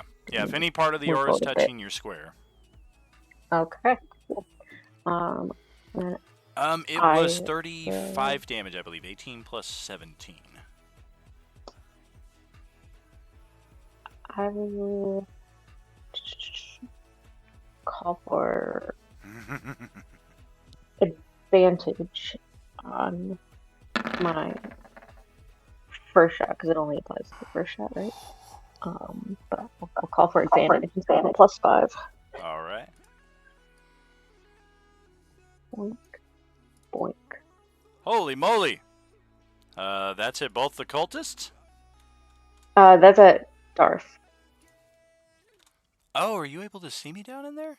Yeah. Just scoot on down a little bit. I don't have dynamic lighting here, Oh, but yeah. there is a wall. Okay. Yeah. Right Oh, there. okay, word. Both of those Yeah, will that's hit. fine. Whatever. 27, 39 damage. That is gonna hurt. Ouch! Ouch! Ouch! And then I am going to use my bonus action to drink another potion of supreme healing. Okay. 10 die 4, 20. I forget, Kimberly, was it this turn or last turn that you stunned the cultists? I mean, I think I just did my turn to heal Mohula, so it would have been last turn. I thought so. I couldn't remember if, like, you did the Psychic Scream and then moved down here and gave her a potion, like, all in the same turn. No, because I did Scorching Ray. Oh, that's right. That's right. Okay.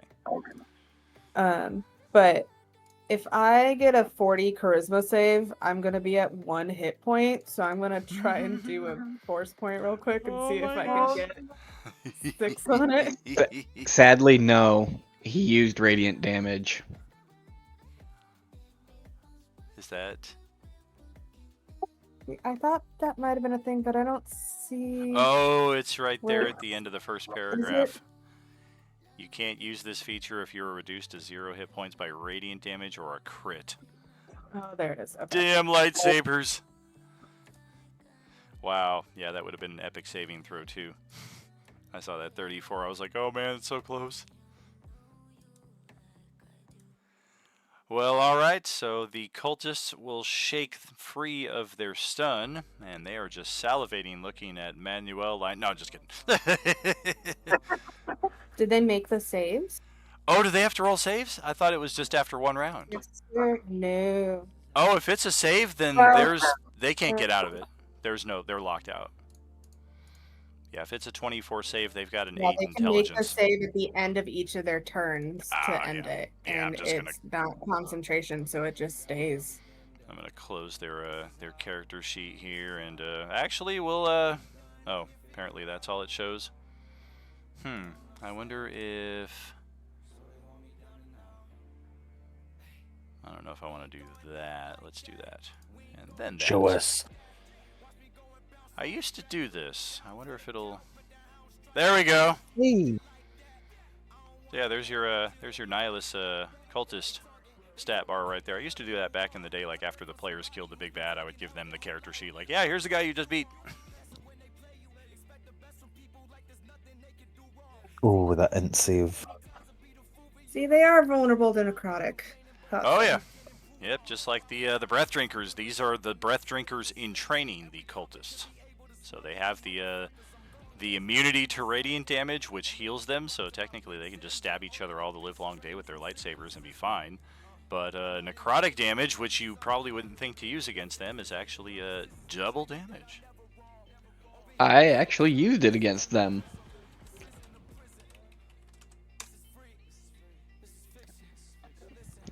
Last session, Yes, I you used did. Arms of Hadar. Yeah, you got a solid strike on one of them right there. I believe that's why you drew their attention. They were like, hey, that guy's using Necro. Alright, so there goes the cultists. They are, I mean, finish them off at your leisure, I guess, as long as it's within the next minute. Is that the duration of the spell? I think it's. Where's it said? Or is it just they're stunned forever because they don't have a high enough intelligence? It doesn't have a. It doesn't have a length of time. Oh, that's fantastic! Wow, I'm gonna use that to my advantage against a party of first level characters at one point. Assuming they survive the 14 die 6 psychic damage. Dawn, it's your turn. It's instantaneous. All right. I heal 6. Monkey-san is going to give me another Supreme Potion.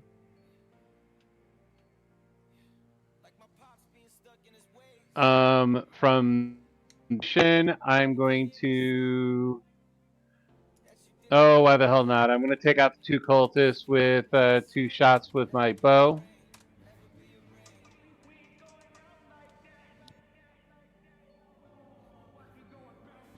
That is 2 for 2. They each had 7 HP remaining. There goes the cultists. No more. They are retired.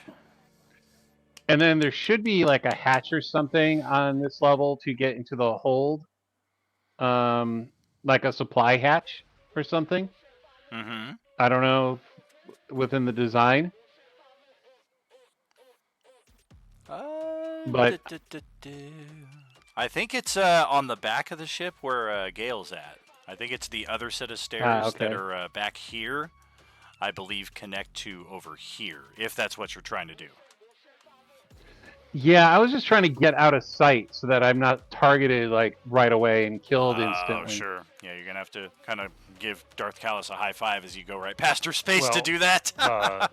I will say that technically that mesh area in the middle of the ship, that's the removable thing. Yeah. So they can put cargo in there. Exactly. Otherwise, you'll have to. You can remove the netting from right here to also access the ship, but I don't know if you're trying to do so discreetly. Actually, I'm going to utilize my where the hell is it? My Shadow Step. Oh, nice. Because I can see through the mesh, I can teleport into the hold. Fair enough.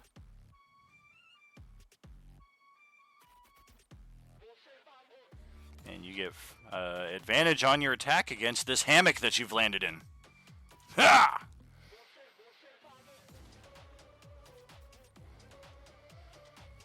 All right, is that end of turn for you?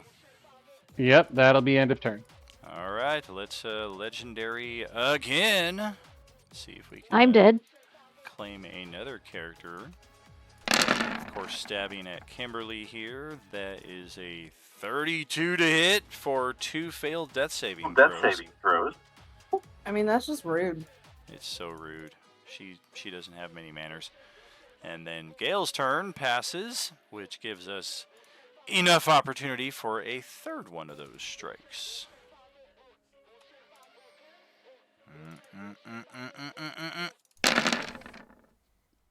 Oh me, oh my.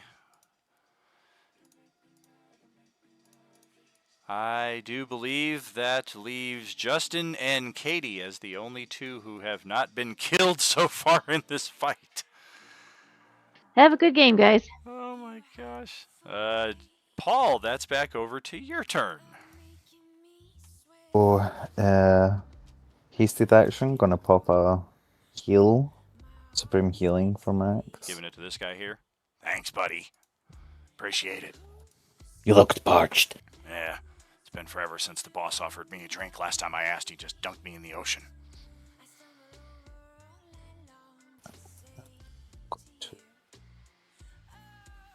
Did aim. Take a shot at Callus from here. No, Nihilus, you already said. I shoot into the sky.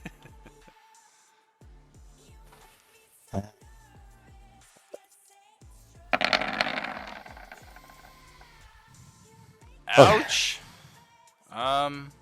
Okay, you are adding the Oath Bow damage into their 46. Oh my goodness, that is another major hit point milestone crossed on her health bar there, and the last major milestone before you reach the end of her health. And unfortunately, that's going to be me. I totally thought you were going to use Monster ID on her. I was so excited. Okay, I'll save it. Kimberly is officially perished, so we will pass it to Darth Callis for what is hopefully her final turn. All right. Going to give each of these bodies a nudge and make sure that they're not stirring or playing dead. And then we're going to step out here. Oh, there's Peely and there's Bragili. Peely just frickin' shot me for 40-something points of damage. Katie's been clipping at me too, though. And she's closer. All right. 4 strikes in Katie's direction.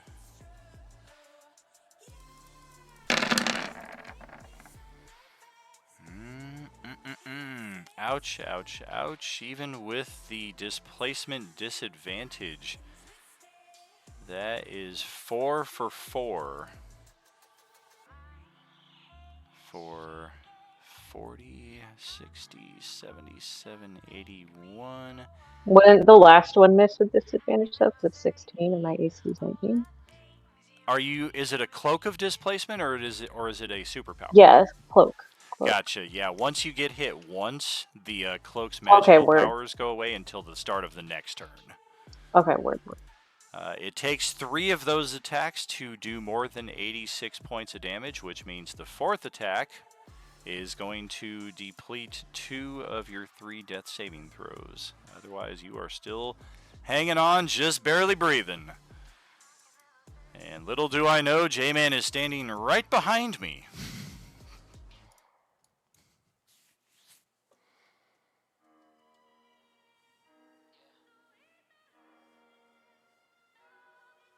I mean, how close does she look? She is walking with a very sluggish gait, a noticeable limp. One of her arms is hanging a bit weakly, and it doesn't look like she's mustering as much speed or power behind her attacks, despite the mechanical translation not matching up with that. She's in a bad shape.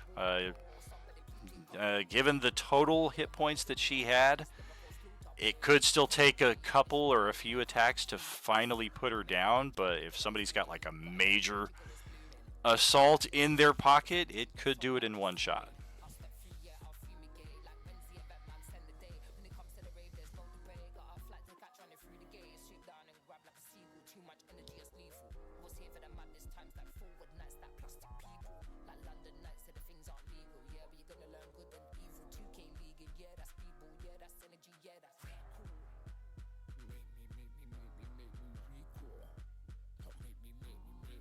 Yeah, she's still got a legendary slap back. Fuck. Alright, I'm gonna pick up Grey Hitter with the Phoenix down and telepathically tell him you might want to play dead for a minute. Oh man. Grader was like, I'm not really sure that everything we're doing here isn't the afterlife, because I just keep dying. So, like, if this is life, then what is death gonna be? Well, yes indeed, we are going to Legendary. And try to put an X on Katie's token here. Advantage, because she's pretty much dead, and that will do it. Oh, gosh. And then there was one. We're gonna get you.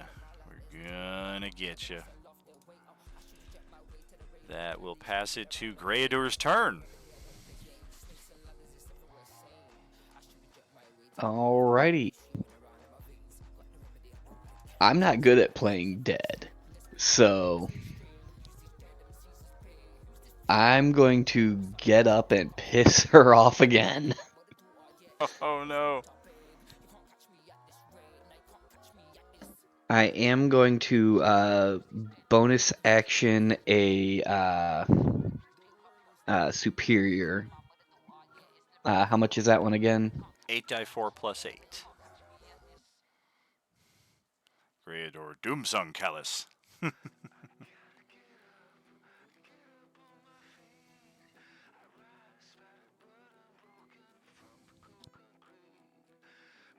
can just imagine this from Gallus' perspective. He runs over like, rah, rah, rah, rah, kill somebody, moves over to the next guy, and somebody she already killed just stands up. She's like, God damn it! It's like fucking whack-a-mole. I didn't hear no bell.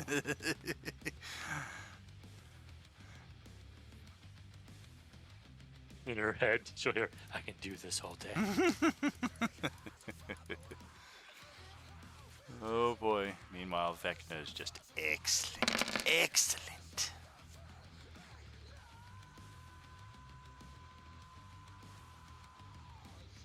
21 plus 8, 29 HP back.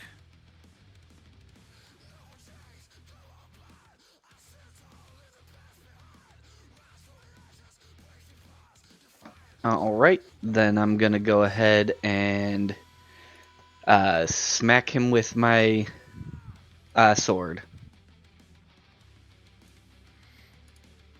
All right.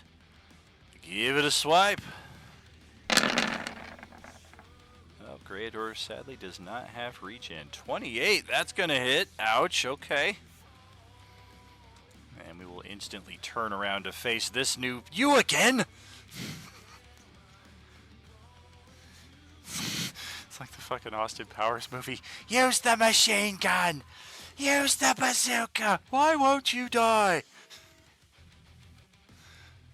And that is going to be my turn. Oh no! Okay, well, shoot, we're definitely going to go with a legendary interrupt.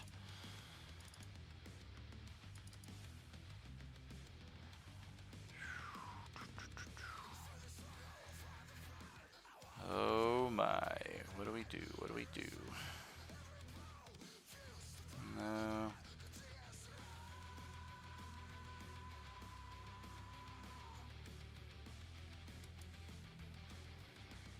Not so much. Frigate, let's bring this back in. We'll do that with our interruption. Put a haste spell back on ourselves.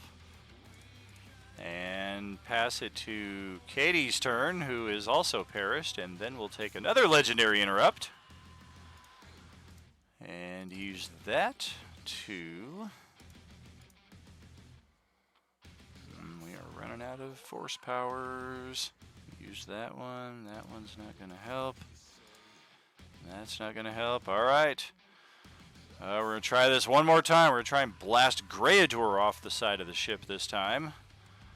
That is a con save versus force damage and potential movement in a direction you probably don't want to go.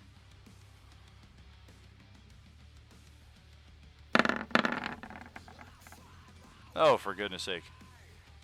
Well, I guess if the DC We're gonna is, burn an inspo.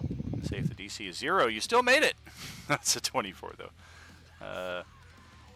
Gonna burn the inspo. Gonna have to roll very high plus a force point. Good news is you're still alive even if you fail to save. Bad news is if you fail, you're off the boat. You're voted off.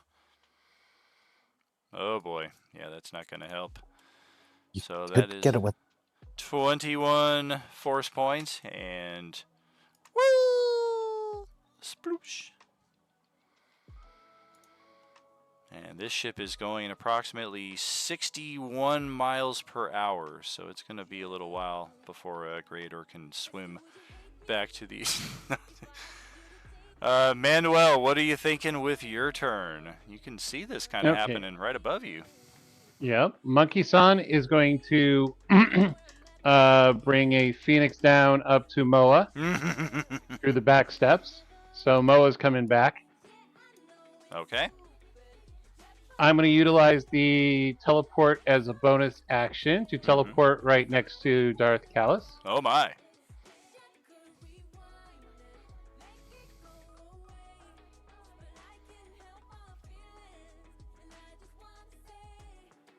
Oh, this is scary.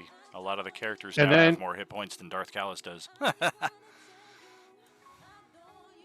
And then I get advantage on my first attack. Actually, I'm going to teleport right over here, so I will get advantage on all attacks because of that skeleton standing there. Pop, pop, pop, pop, pop, pop. Yes, yes, yes. Also yes. Oh, and I spent a key point to do Flurry of Blows, which is the extra 2 attacks that I got. Okay. 1 second before you commit. 1, 2, 3, and 4. 4 attacks will do it. That will finish her off. And I continue pummeling. I just continue hitting Fair and enough. hitting and hitting and hitting and hitting and hitting. Feel your knuckles starting to crack Whoa, under whoa, whoa. pummeling at that Beskar, but you are very certain that the danger has passed, and you're starting to see Greydor drifting a little behind the boat right here. So that's maybe our next emergency after restoring life to the other characters. He's pissed because she killed his best friend. Oh yeah, and everybody else in the party aside from J-Man. If not for that freaking permanent invisibility power, you would have been targeted more often than anybody else. Yep, if we've got the resources to restore Brazilial and Zavara, then we can just kind of hand wave that. We are well within the 1 minute. I'll Zavara throw a can bring rope to 3. Greyhound. There we go. And then regeneration will start kicking in. We're not going to have any more combats before our regenerative characters will get all the way back up to full. So once you're alive, just max out your hit points again. No status conditions or anything like that to deal with. So congratulations, we made it through this combat at last. Oh my gosh, and finally finished off Darth Callus. Who wants the armor? Despite the beating that she took and the very horrid state of the broken body within, that armor is still in very good condition. It probably requires a special proficiency to be able to properly make the most use of it, but it's sized for your standard humanoid, so you're pretty sure any of you could reasonably fit into it. She's also toting that double-bladed Sith lightsaber and a comlink. I'm gonna pick up the lightsaber. Very good. We deserve a long rest after this. If nobody wants the armor, Greyhador would definitely be interested in looking to see if he could use it. What are the stats? I don't use on the armor. And if no one can use the armor, we'll set up a dummy, put the armor on it, and use it as a as a trophy. We'll send this guy in first into all the rooms that we break into. All right, Rogue, open the door. Send in the dummy. Ba, ba, ba, ba, ba, ba, ba, ba. Yes, indeed, there is a comlink. It is currently inactive. It can be turned on, but it's not been like it's on and somebody's been listening this entire time, if that's what you're asking. We do not have any hidden snacks. We do have tucked away in a corner, a secret compartment, if you will, of the armor. There are a couple of ration sticks that roughly resemble Slim Jims. The armor itself is power armor. I'm very certain nobody has that feat in their arsenal. It is it's one that would have prerequisites as well, including all of the preceding armor proficiencies, light, medium, and heavy. So if you've got all 3 of those, you are on the path to qualifying for this. The only kicker in that respect is we only have 1 more level that we're really scheduled to go up in this campaign. So if you're not going to get a feat with that level, you might not be able to make the most use of the armor. Alternatively, if you have a lot of Beskars and you want to respec your character so that you can get that feat with the levels that you already have, that's on the table. It's a very expensive alternative option, but it is on the table. Otherwise, the armor can be worn and used in some respects even without the appropriate proficiency. The main benefits that you're going to get from it, aside from the immunity to crits, which is huge, the jetpack is hardwired into the armor, so you will have a flight speed equal to your walking speed. And the other benefit of the armor is, oh gosh, drawing a blank here. Gotta check her character sheet.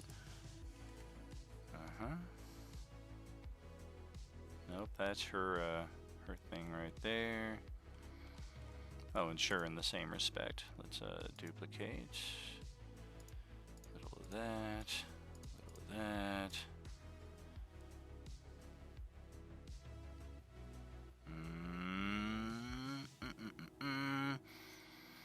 one powerful ability she never used. And you'll find it if you scroll down her character sheet.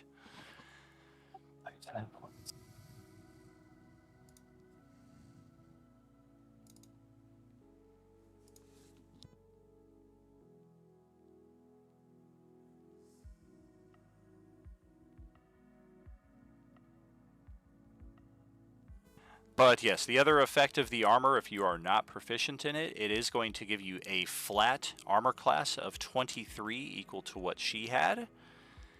You're not going to be able to enhance that with any other class features, such as dexterity bonus, or if you're a barbarian and for some reason you want to put this on, of course you wouldn't be able to use your con under any circumstances. But same thing if a blade singer adding their intelligence to it were able to qualify in some respect. It's a flat armor class of 23, immunity to crits, flight speed equal to your walking speed, but another downside of not having proficiency in this heavy, bulky armor is that your walking speed is decreased by 10 feet. So you are getting flight, but you're losing some maneuverability in that respect. Immunity to crits, though, is frickin' huge. And it just looks cool. I think Brill did activate her quarterly bonus, right? Or were you saving that? No, Okay. I was saving it. All right. Good to know. Yeah, it's the start of a new month, so I wasn't sure if it was this month or what have you. Otherwise, what are we doing about getting our characters back to fighting fit here and ready for the next scene?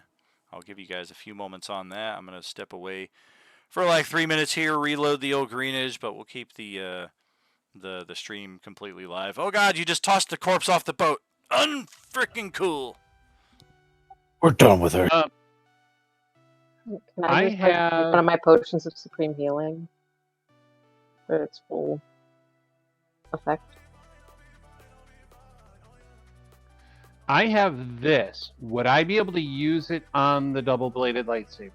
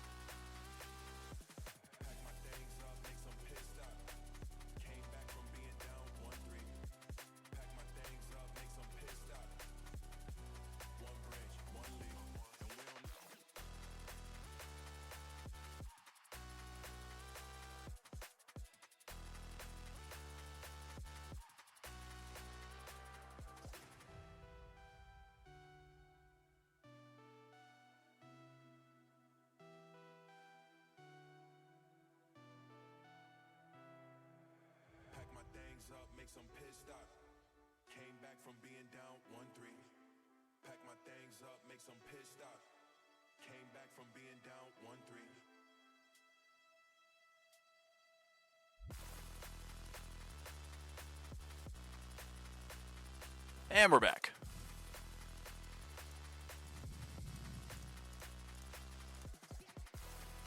I think. Hello, everybody. Howdy. Hey.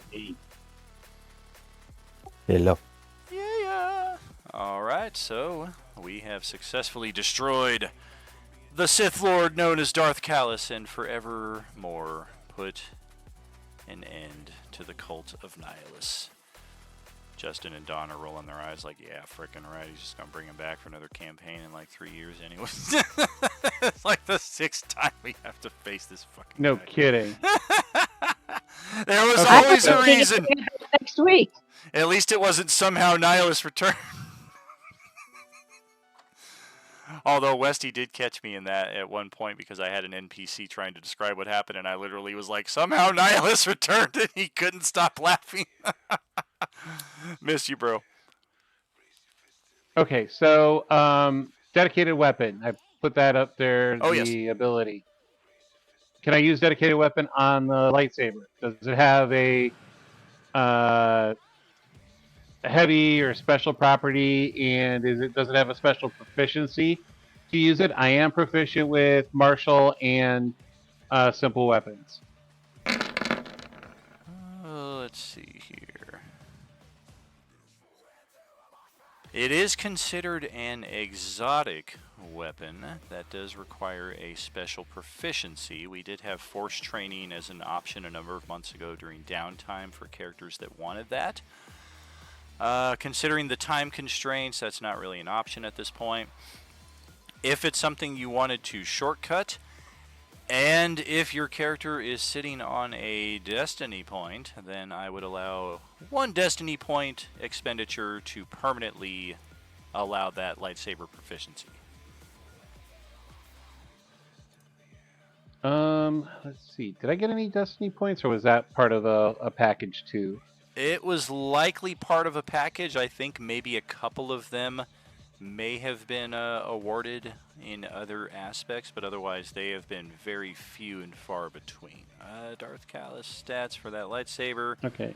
Part of that is because of what we have and our proficiencies. That weapon by base damage does 4d8 radiant.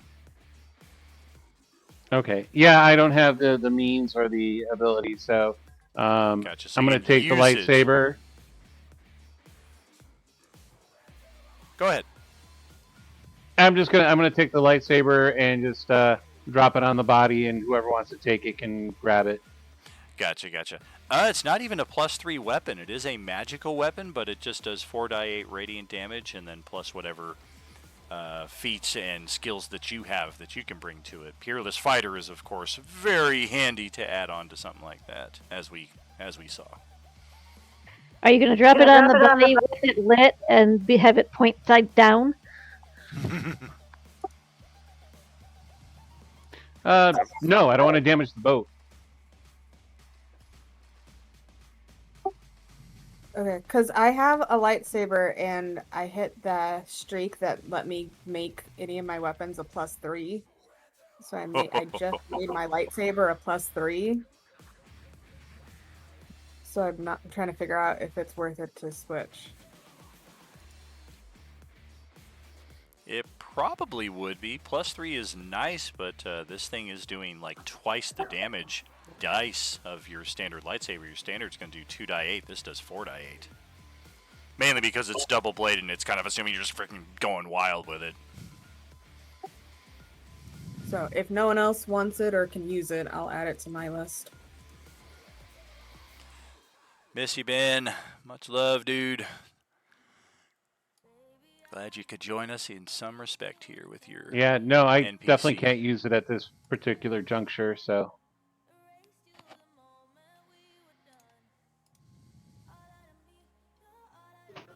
Literally, all of her stuff is useless to me. I don't know, that comlink has the personal connection number of the Backstreet Boys. Maybe get some kind of collaboration going.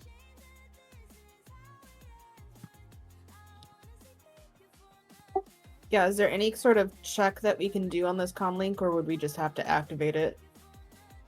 You activate it by saying bye bye bye. That's You awesome. go for it. Let's see. I'm thinking for 5e translative. First, I wanted the Wednesday table, not the Cause you had Thursday. a bad day. It's funny. I hadn't thought of that song in years and was literally just singing it to myself and like the other day. I could sense it. It's not hard. I kind of wear my freaking face on my face, you know. Holy moly! Look at this guy. I would say investigation. You might be able to find something out about that comm link if there are any thing in that respect. Can we all roll or? You may.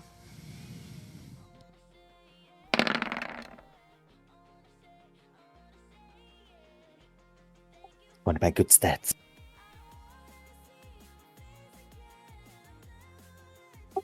Okay, fine. Just show me up.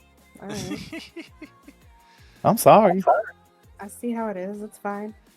Have you tried rolling better?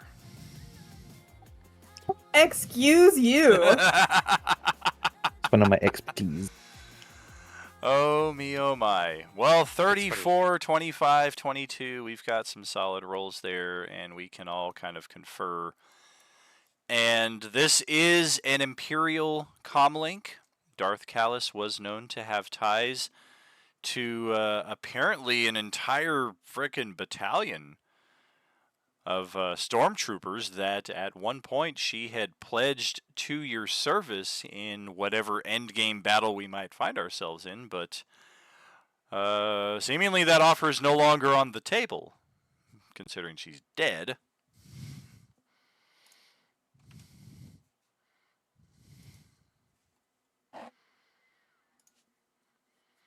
But who knows?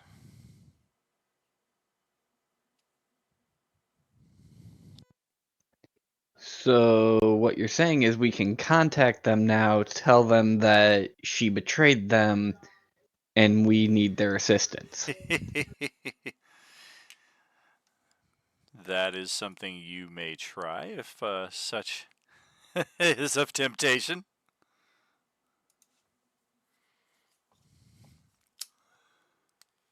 Is anyone opposed to me attempting that?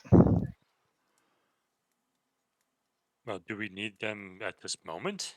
I think we should wait. Fair enough. All right. Grey Hador is going to go ahead and hold on to the comm link then. Very good.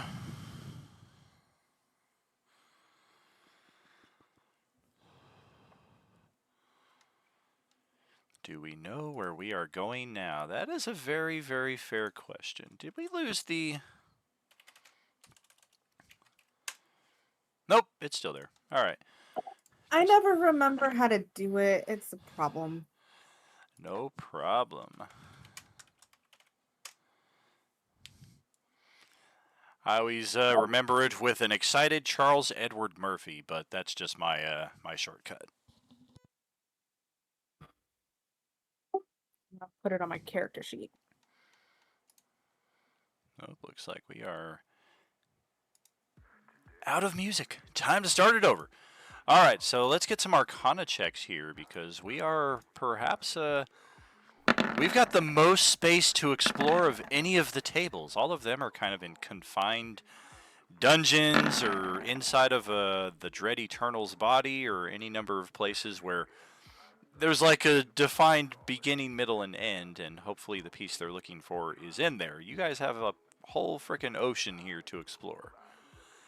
So we're going to rely a bit on our connection and affinity with the magical energies. 27,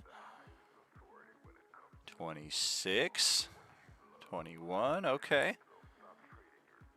Are we, yeah, that's a majority.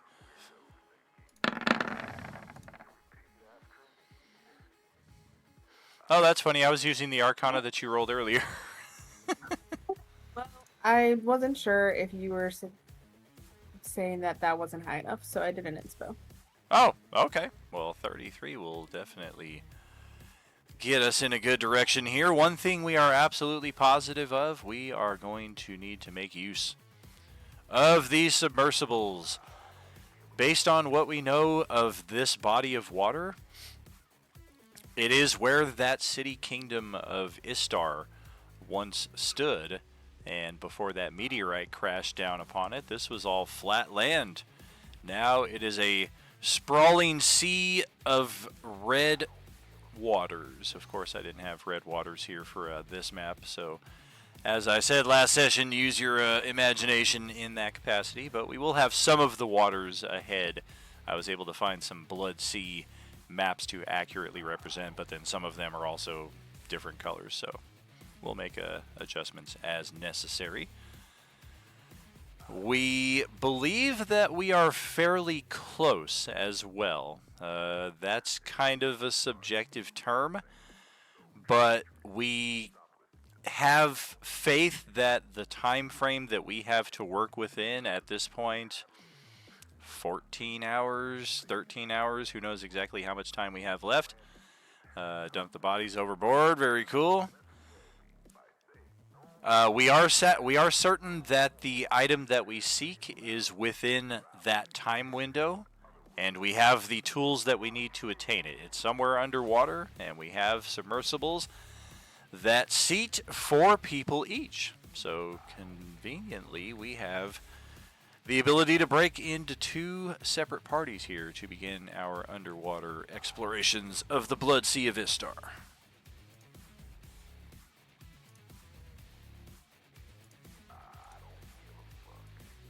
So while we're sailing, while we're trying to get to our particular location, would we have enough time to do a long rest in the middle of transport?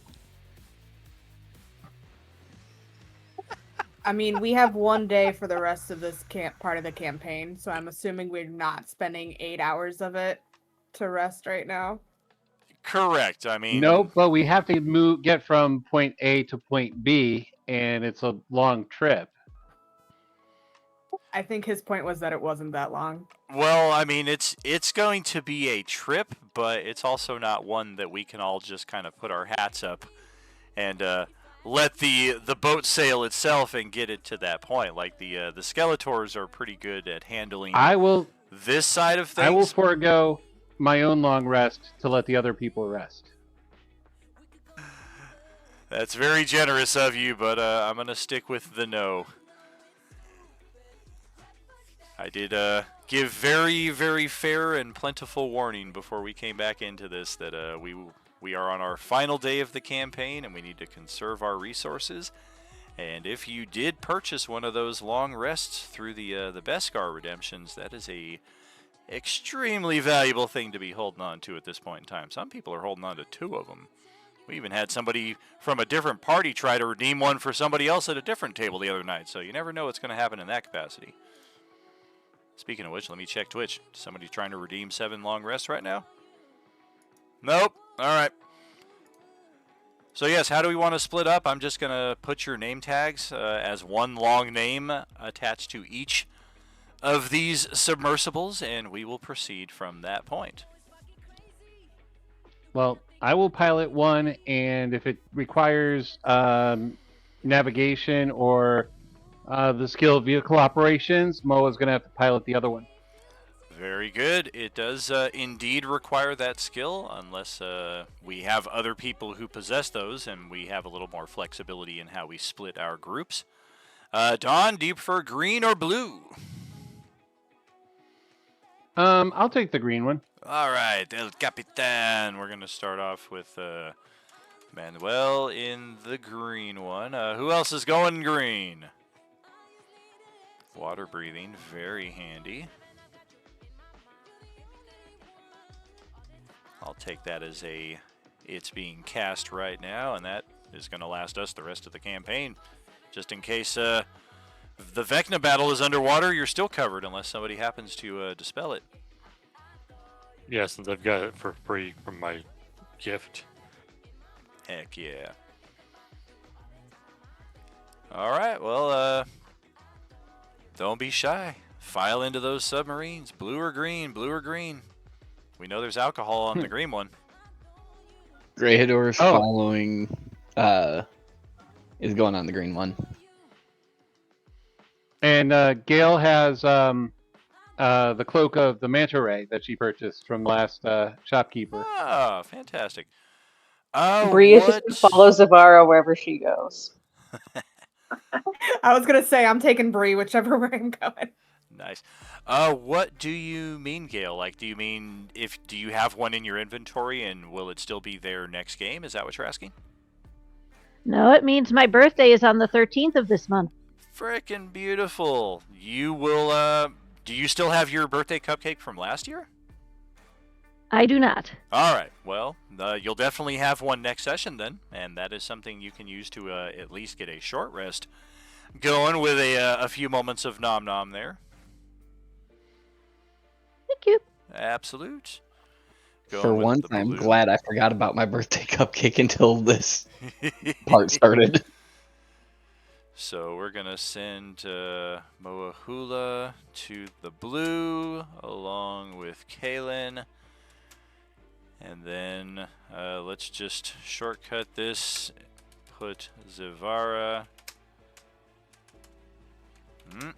and Bridge all in that one. Okay, so you can all see that there. Oh, that's good because we're out of room on the other one. So we've got Greyhador over in the green one. We've got Fia over there as well, and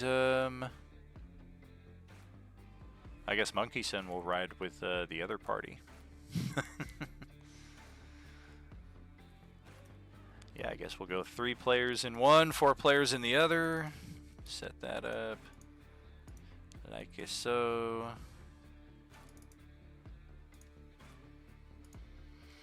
Alright, so after departing the ship and entrusting its safety to our Skeletor comrades, we can just get all these guys off of here, and hopefully next time we come back up it'll be clear sailing and we'll be on our way to sweet victory. You've seen the emoji chart, nice. Heck yes.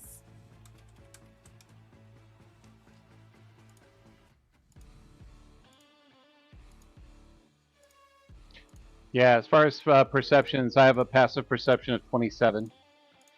That is very handy. Perception will be very necessary, especially considering the murkiness of the Blood Sea. But these submersibles are not without sensory devices of their own. Limitations are typically going to be like 40 feet of vision on some of these maps, but when we get into clearer waters, that will perhaps change significantly. But as we are making our journey through the first section of sea here, we may have already stumbled upon our destination. Where else could a missing artifact be but on an old antique wrecked vessel like this one? You guys are only maybe 80 feet deep or so at this point. I mean, significant depth, but you know this sea is going to go significantly further. It is the first thing of interest that you have encountered, however.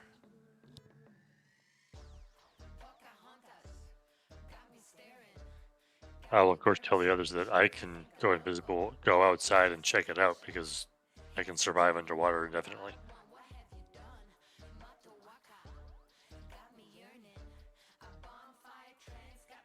All right, go ahead. Sounds good to me. And he was never seen again. Well, yeah, because I'm invisible. Ba-da-ba-ba-da-ba. Well played, well played. Well played. Well, The only problem is we see the shape just floating in under the water. Invisibility doesn't mean you don't take up space. Why are there bubbles trailing you? Shut up! It's my O2 mask. You can drag your token out to the board if you so wish, or we can just keep the submersible exploratives here as you wish. By the same token, each of you have control over your submersible, so if you want to have a captain responsible for moving it, or if you all just kind of want a tug of war over the controls and spell your ultimate doom, that's absolutely an option as well. Go ahead and check it out. Perception, investigation. After you roll those, give me an Arcana check as well.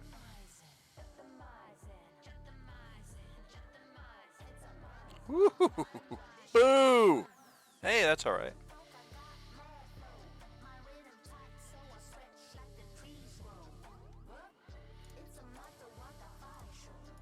All right. Perception, you notice some very interesting, albeit very decayed and faded, sigils engraved in the side of what remains of this vessel. And if your understanding correct, even though you're not from this world, that is the sign of a banking vessel if you ever knew one.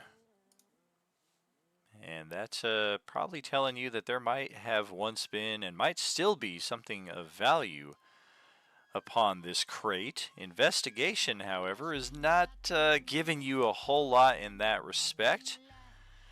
Arcana, likewise, as you kind of channel your senses towards the magical weave, you're not feeling that this is the site where your object of desire is located. However, we circle that back to the perception check again, and you're noticing some distinct movement under the sea floor here in a couple of different locations. Your presence, albeit invisible, seems to perhaps have stirred some kind of activity.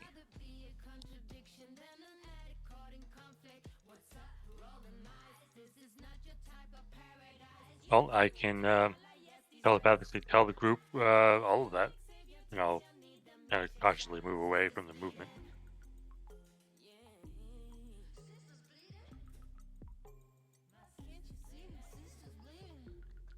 Do you want us to come out? As you are backing away from that vessel, it does not take long before a couple of large mechanical devices begin burrowing free of the sea floor. And these are what they look like. They appear to have been down here for quite a while. And your first look at them, you're kind of feeling like those are iron golems. And there might be something to that. There's definitely significant rust upon these mechanical constructs, but at the same time, if they are iron golems, they have been modified in some respects. They are able to move underwater without being completely inhibited. Whether they have a swim speed or anything seems kind of ludicrous, but as they burrow free, they're kind of just stomping along the ocean floor. They're not like pursuing Fia, but at this distance, they do seem aware that something is in this direction of the submersibles.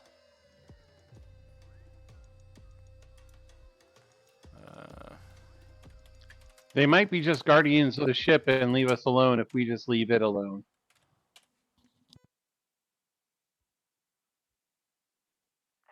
And you don't believe that the artifact is on board that? It didn't seem like it, but I didn't really get a really close look because those things started appearing.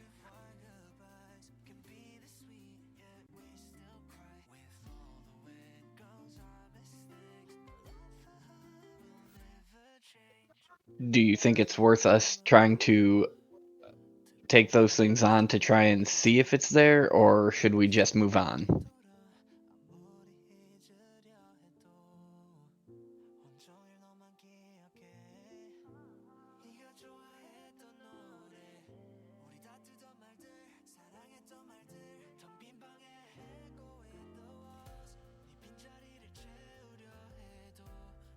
I mean, if we take those on, we're going to be using a lot of resources and time that could be spent searching somewhere else if we believe that the artifact piece is somewhere else.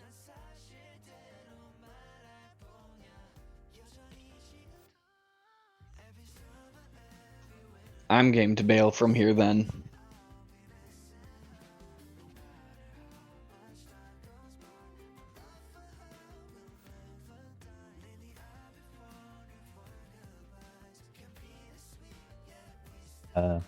Kalen kind of wants to see the shiny, but if it's unsafe, he'll go with everyone else. Yeah, if it seems like everybody else just wants to go, I'll get back in the sub so we can bolt.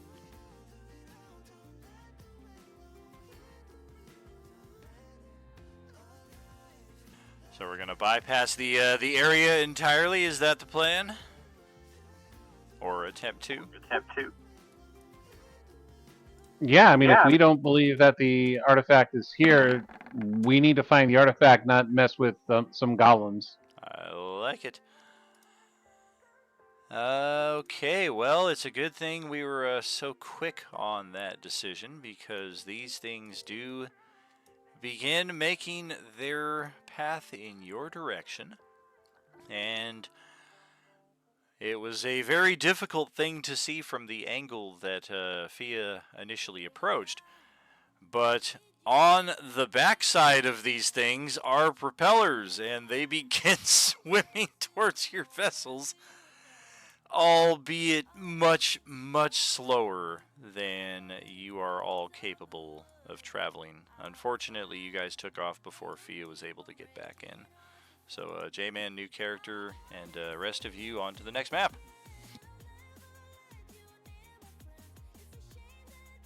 And just to go back to the early days of the campaigns with J-Man, for no reason whatsoever. We had reasons for it back in the day, but this time, where is it?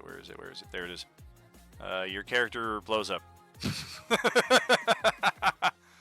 No, Fia! Ba-da-ba-ba-da-ba. That was like a running theme for like the first several years that J-Man and I gamed together. Like, all of his characters that died did so by blowing up. It was the freaking craziest and funniest shit. In some way, shape, or form. Exactly. I think my favorite one was he played the gunslinger, which was like after 3 or 4 characters had already been blown up. So everybody was like, why are you playing a dude with gunpowder? You know what's going to happen.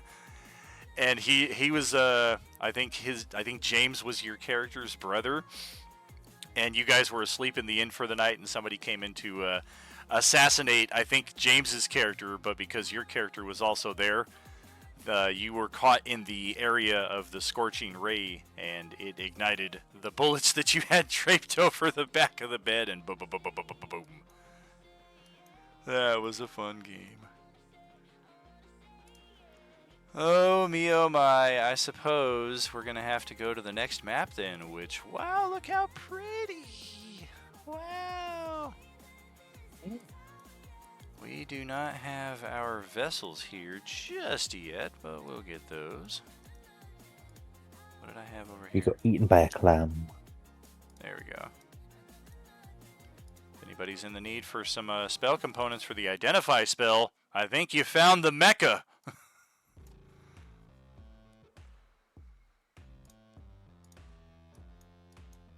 Alright, so Somewhere is wet. here we are. We are approaching. I did not set dynamic lighting on this map. This is the first one I meant to do it on. 40 feet is really the range that you're able to see. But we will explore all of this in due time over the next however long for the remainder of our session, and possibly into the next session as well. There is a lot going on here at the Pearl Garden. There's a regular Pearl Jam, as a matter of fact.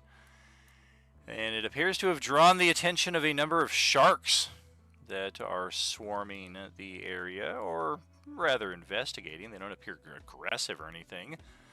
They're just checking out what appears to be their backyard. There is a large collection of algae and different underwater fauna that has collected in the center of the Pearl Garden.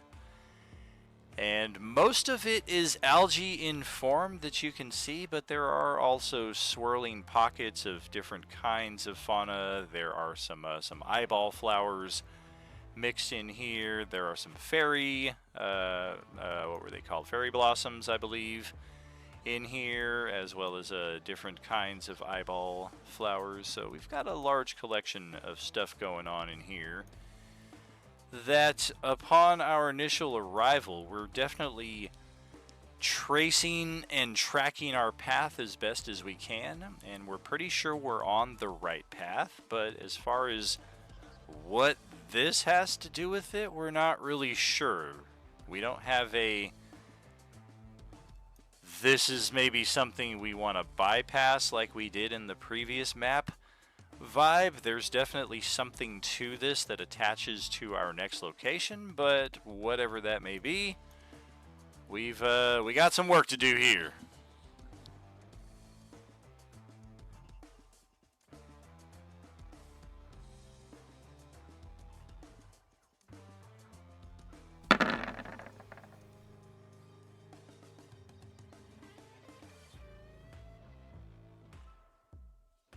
It's at this moment that you realize for the entire campaign, all of your party members have been wearing illusory clothes. That's awkward. A little bit. Nature, survival, man, what happened to the dice all of a sudden? We may wish to get a little closer, because, yeah, we're pretty far away at this point. 40 feet is our range of vision, so while we don't have dynamic lighting turned on for the map, any detailed exploration, I will insist that our vessels are significantly closer. And for our blue team right here, we can absolutely confirm there are a lot of sharks and a lot of pearls, and if any of you care to venture out for a swim, you're pretty sure you could come back fairly rich in fairly short order. And our green team can likewise confer that this is the case a little bit in this direction, if anybody is in the mood for all the pearls that all the rest of your D&D parties will ever need for the rest of your life. I mean, I'll sign the affidavit. Like, you can pass it on to your future GMs and be like, yeah, dude, we have all the pearls. Here's a screenshot of the map. Some GMs will be cool like that.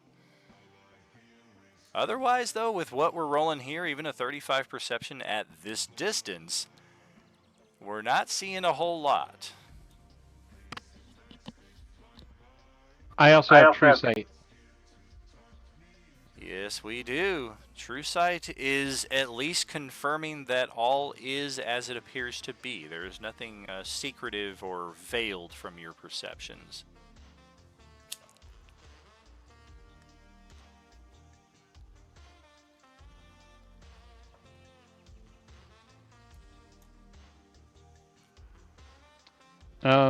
Okay.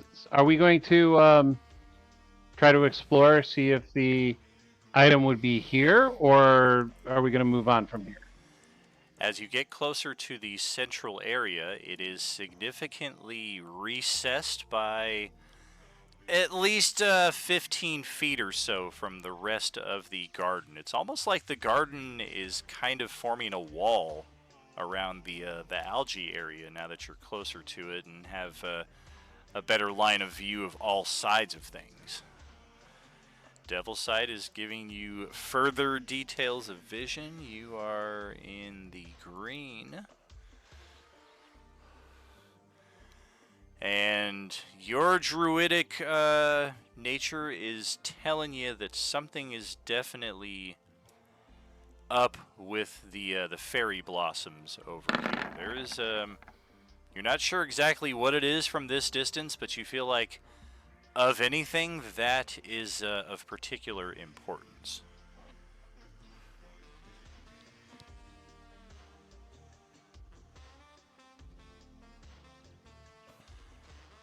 Very cool. Not seeing anything extra with the Devil's Sight on that second account. I will tell Manuel that he's paladin, or Cyberman, to get us closer to that patch.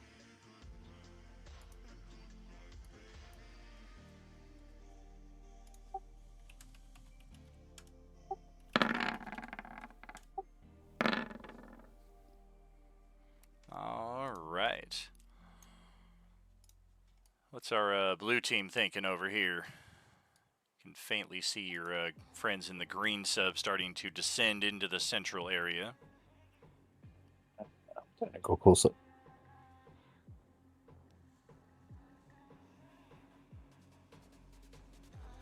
All right.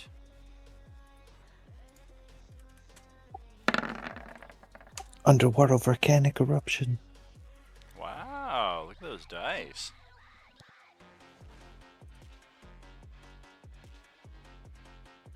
All right, so we're kind of chilling out here for a good few moments. We got ourselves a good spot where we're not pressing up against any of the wildlife that are swimming around, or any of the pearls, or anything that might otherwise disrupt the area.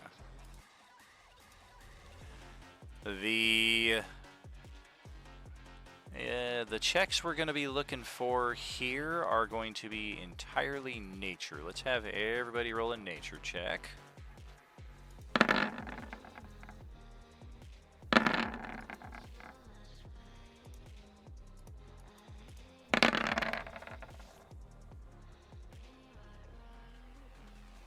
All right. Okay, 1, 2, 3, 4, 5, 6, 7. Definitely the first time any of you have been this deep underwater and seen anything like this. Based off of those rolls, I am saying we're going to spend another few minutes here, and let's get another set of rolls from each of you.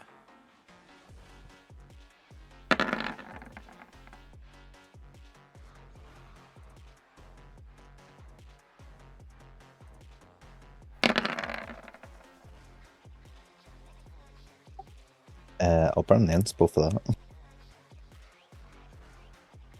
Understood. Hey, not too bad there. All right. 1, 2, 3, 4, 5, 6. Looks like we're missing one more here. I think it's Moahula.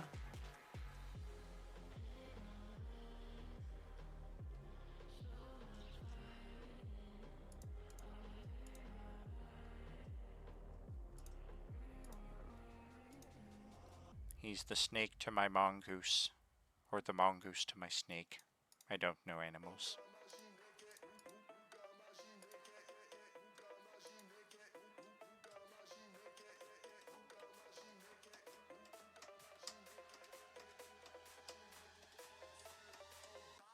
There we go. Okay, one. Goodness gracious. Yeah, you guys are all putting your heads together. Do we have means of conferring between subs here without like sending Justin to swim between them?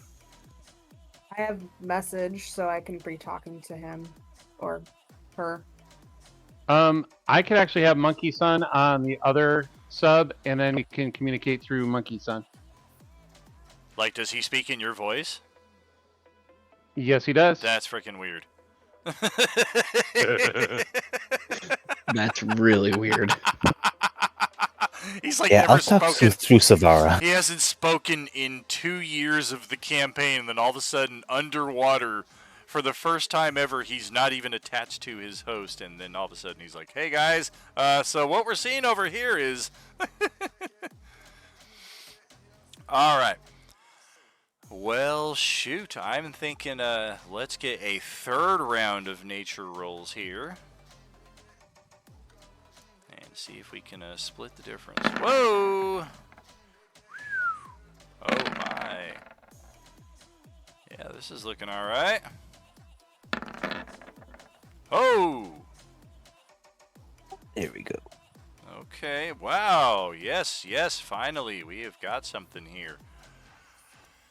So, as we've been lingering here for 10, 15 minutes or so, kind of occasionally reorienting the direction of the sub just to kind of get a better view of like, hey, check this out over here. This might be worth looking at and anything in that respect. What we are starting to believe is that all of this wildlife here is severely choking up a passage to another area. You can very faintly see it through all of this, but it appears that there is a very large tunnel that descends deeper into the ocean itself to an entirely new area, which all of you are kind of like, yep, that's got to be where the piece of the rod is on the other side of all of this flora and fauna.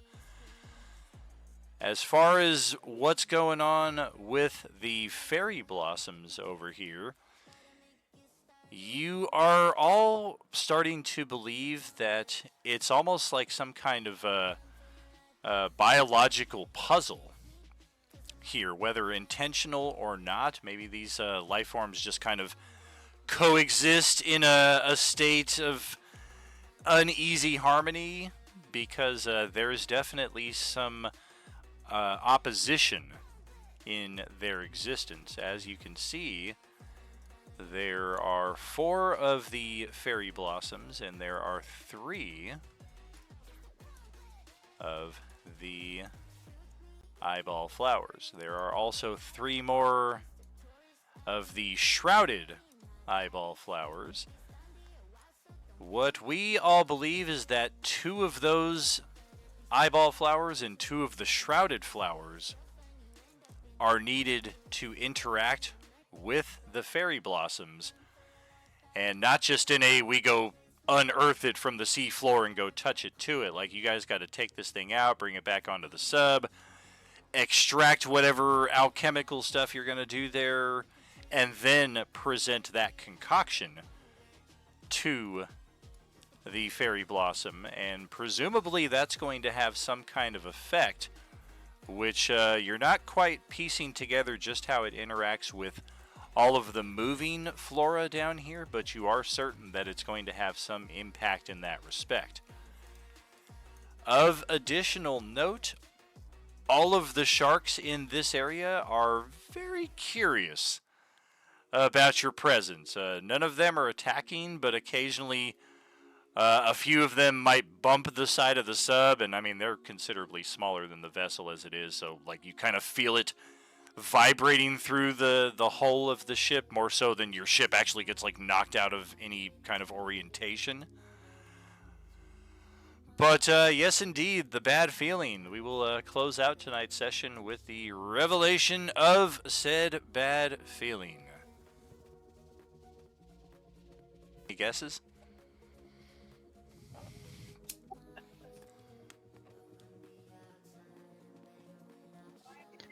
The second we grab any of those flowers, sharks are gonna swarm.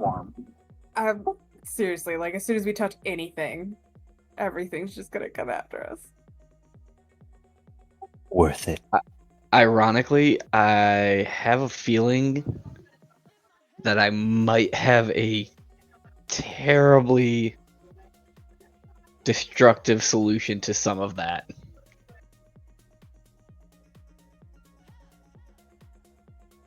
And that is? Water and lightning don't mix. I have a lightning breath weapon. Yeah, that might not be too conducive to our situation here.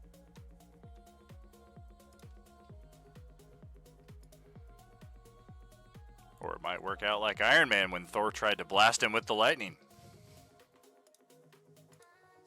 That would also be kind of cool, but not for us. Power capacity at 300%. No, like it supercharges the submarines, and now you guys are like flying a million miles an hour.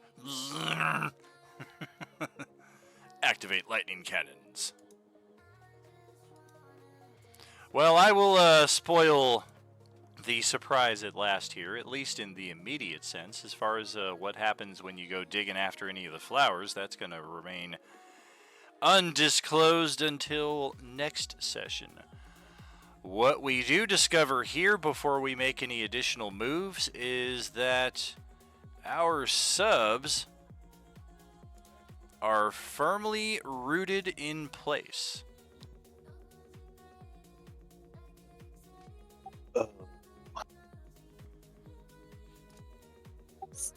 And Manuel and Moahula, as our most experienced land operators, go ahead and roll those vehicle operation checks. Whether it says land or sea, it doesn't really matter to me.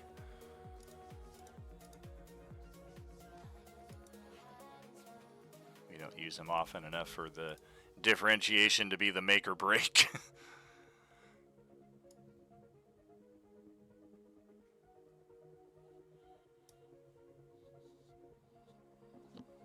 Okay.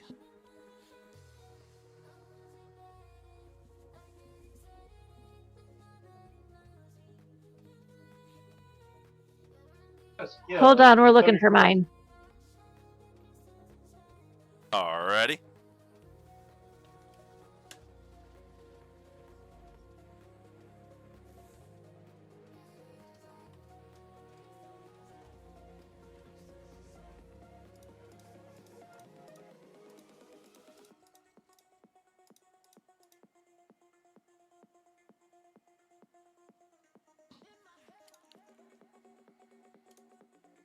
Hold on, we have to fix mine. It's broken. No worries.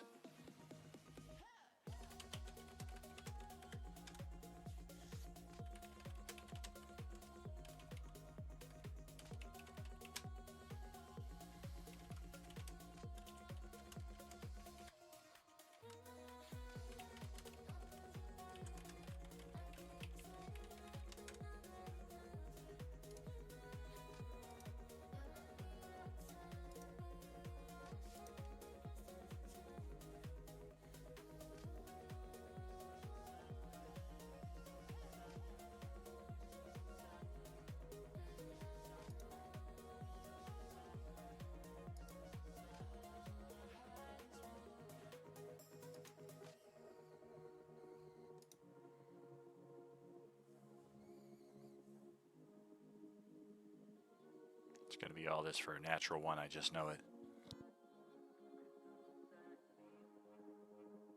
Oh! Wow, you guys both rolled natural 20s on the other side. Well, really only one of you needs to succeed at this, since we have the capabilities to communicate between the different groups, and especially once J-Man exits the vehicle again, he's going to be able to confirm this with a much closer visual confirmation. These algae and weeds and all this stuff that's down here, they have made very fast work of locking your vessels into this space. And if you guys had to guess, they're going to continue to pull you deeper and deeper into this, which might resolve what you're trying to do in one way, but maybe not in the way that you're trying to do it. So we'll leave it with that. For tonight's session, get ready to close out. And yeah, we can just leave it on this map right here. It's not a typical dungeon map. So, fantastic stuff tonight, friends. That is the conclusion of week 32 of the Coalescence Middle Trilogy.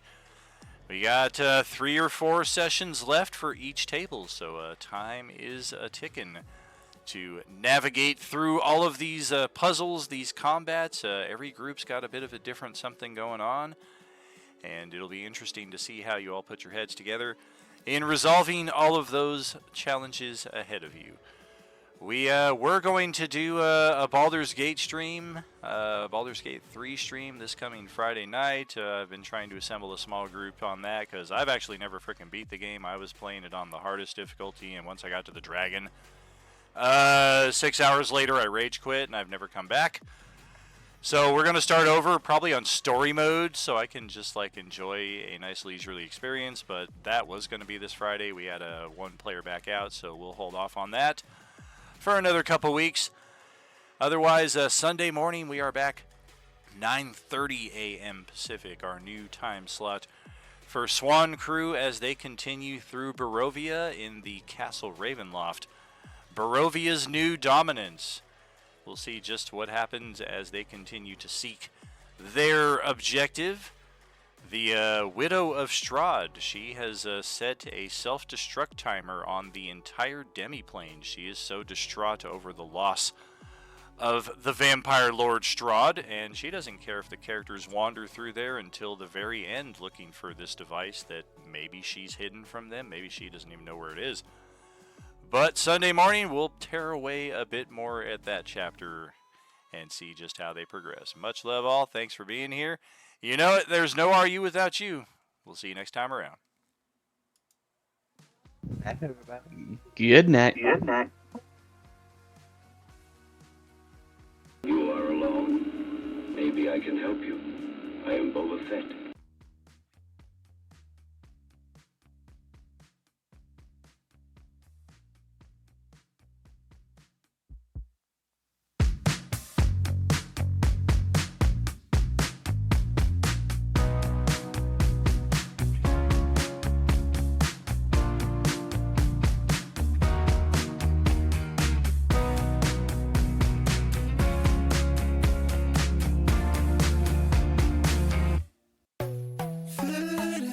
However you want, it doesn't matter, you know what you want.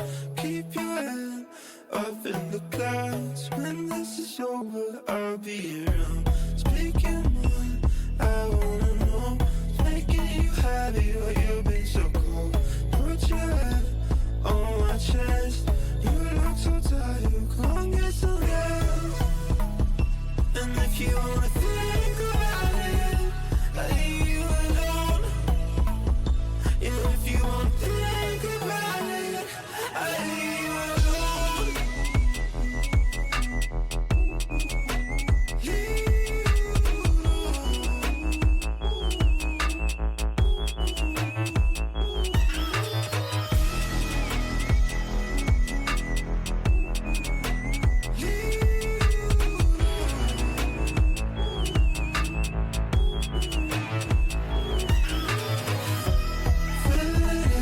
however you want, it doesn't matter, you know what you want. Keep your head up in the clouds. When this is over, I'll be around. Speak your mind, I wanna know. Making you happy, but you've been so cold. Put your head on my chest. You look so tired, come get some rest. And if you wanna think about it, I leave you alone. Yeah, if you won't think about it, I leave you alone.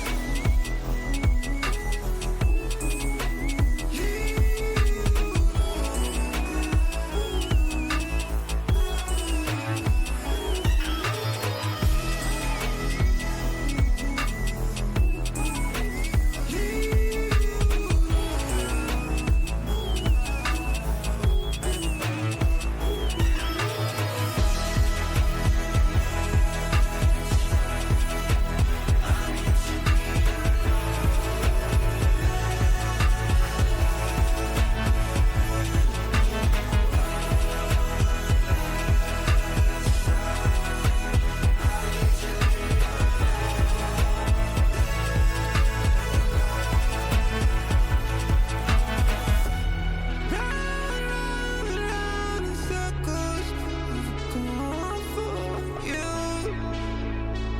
And I do it all.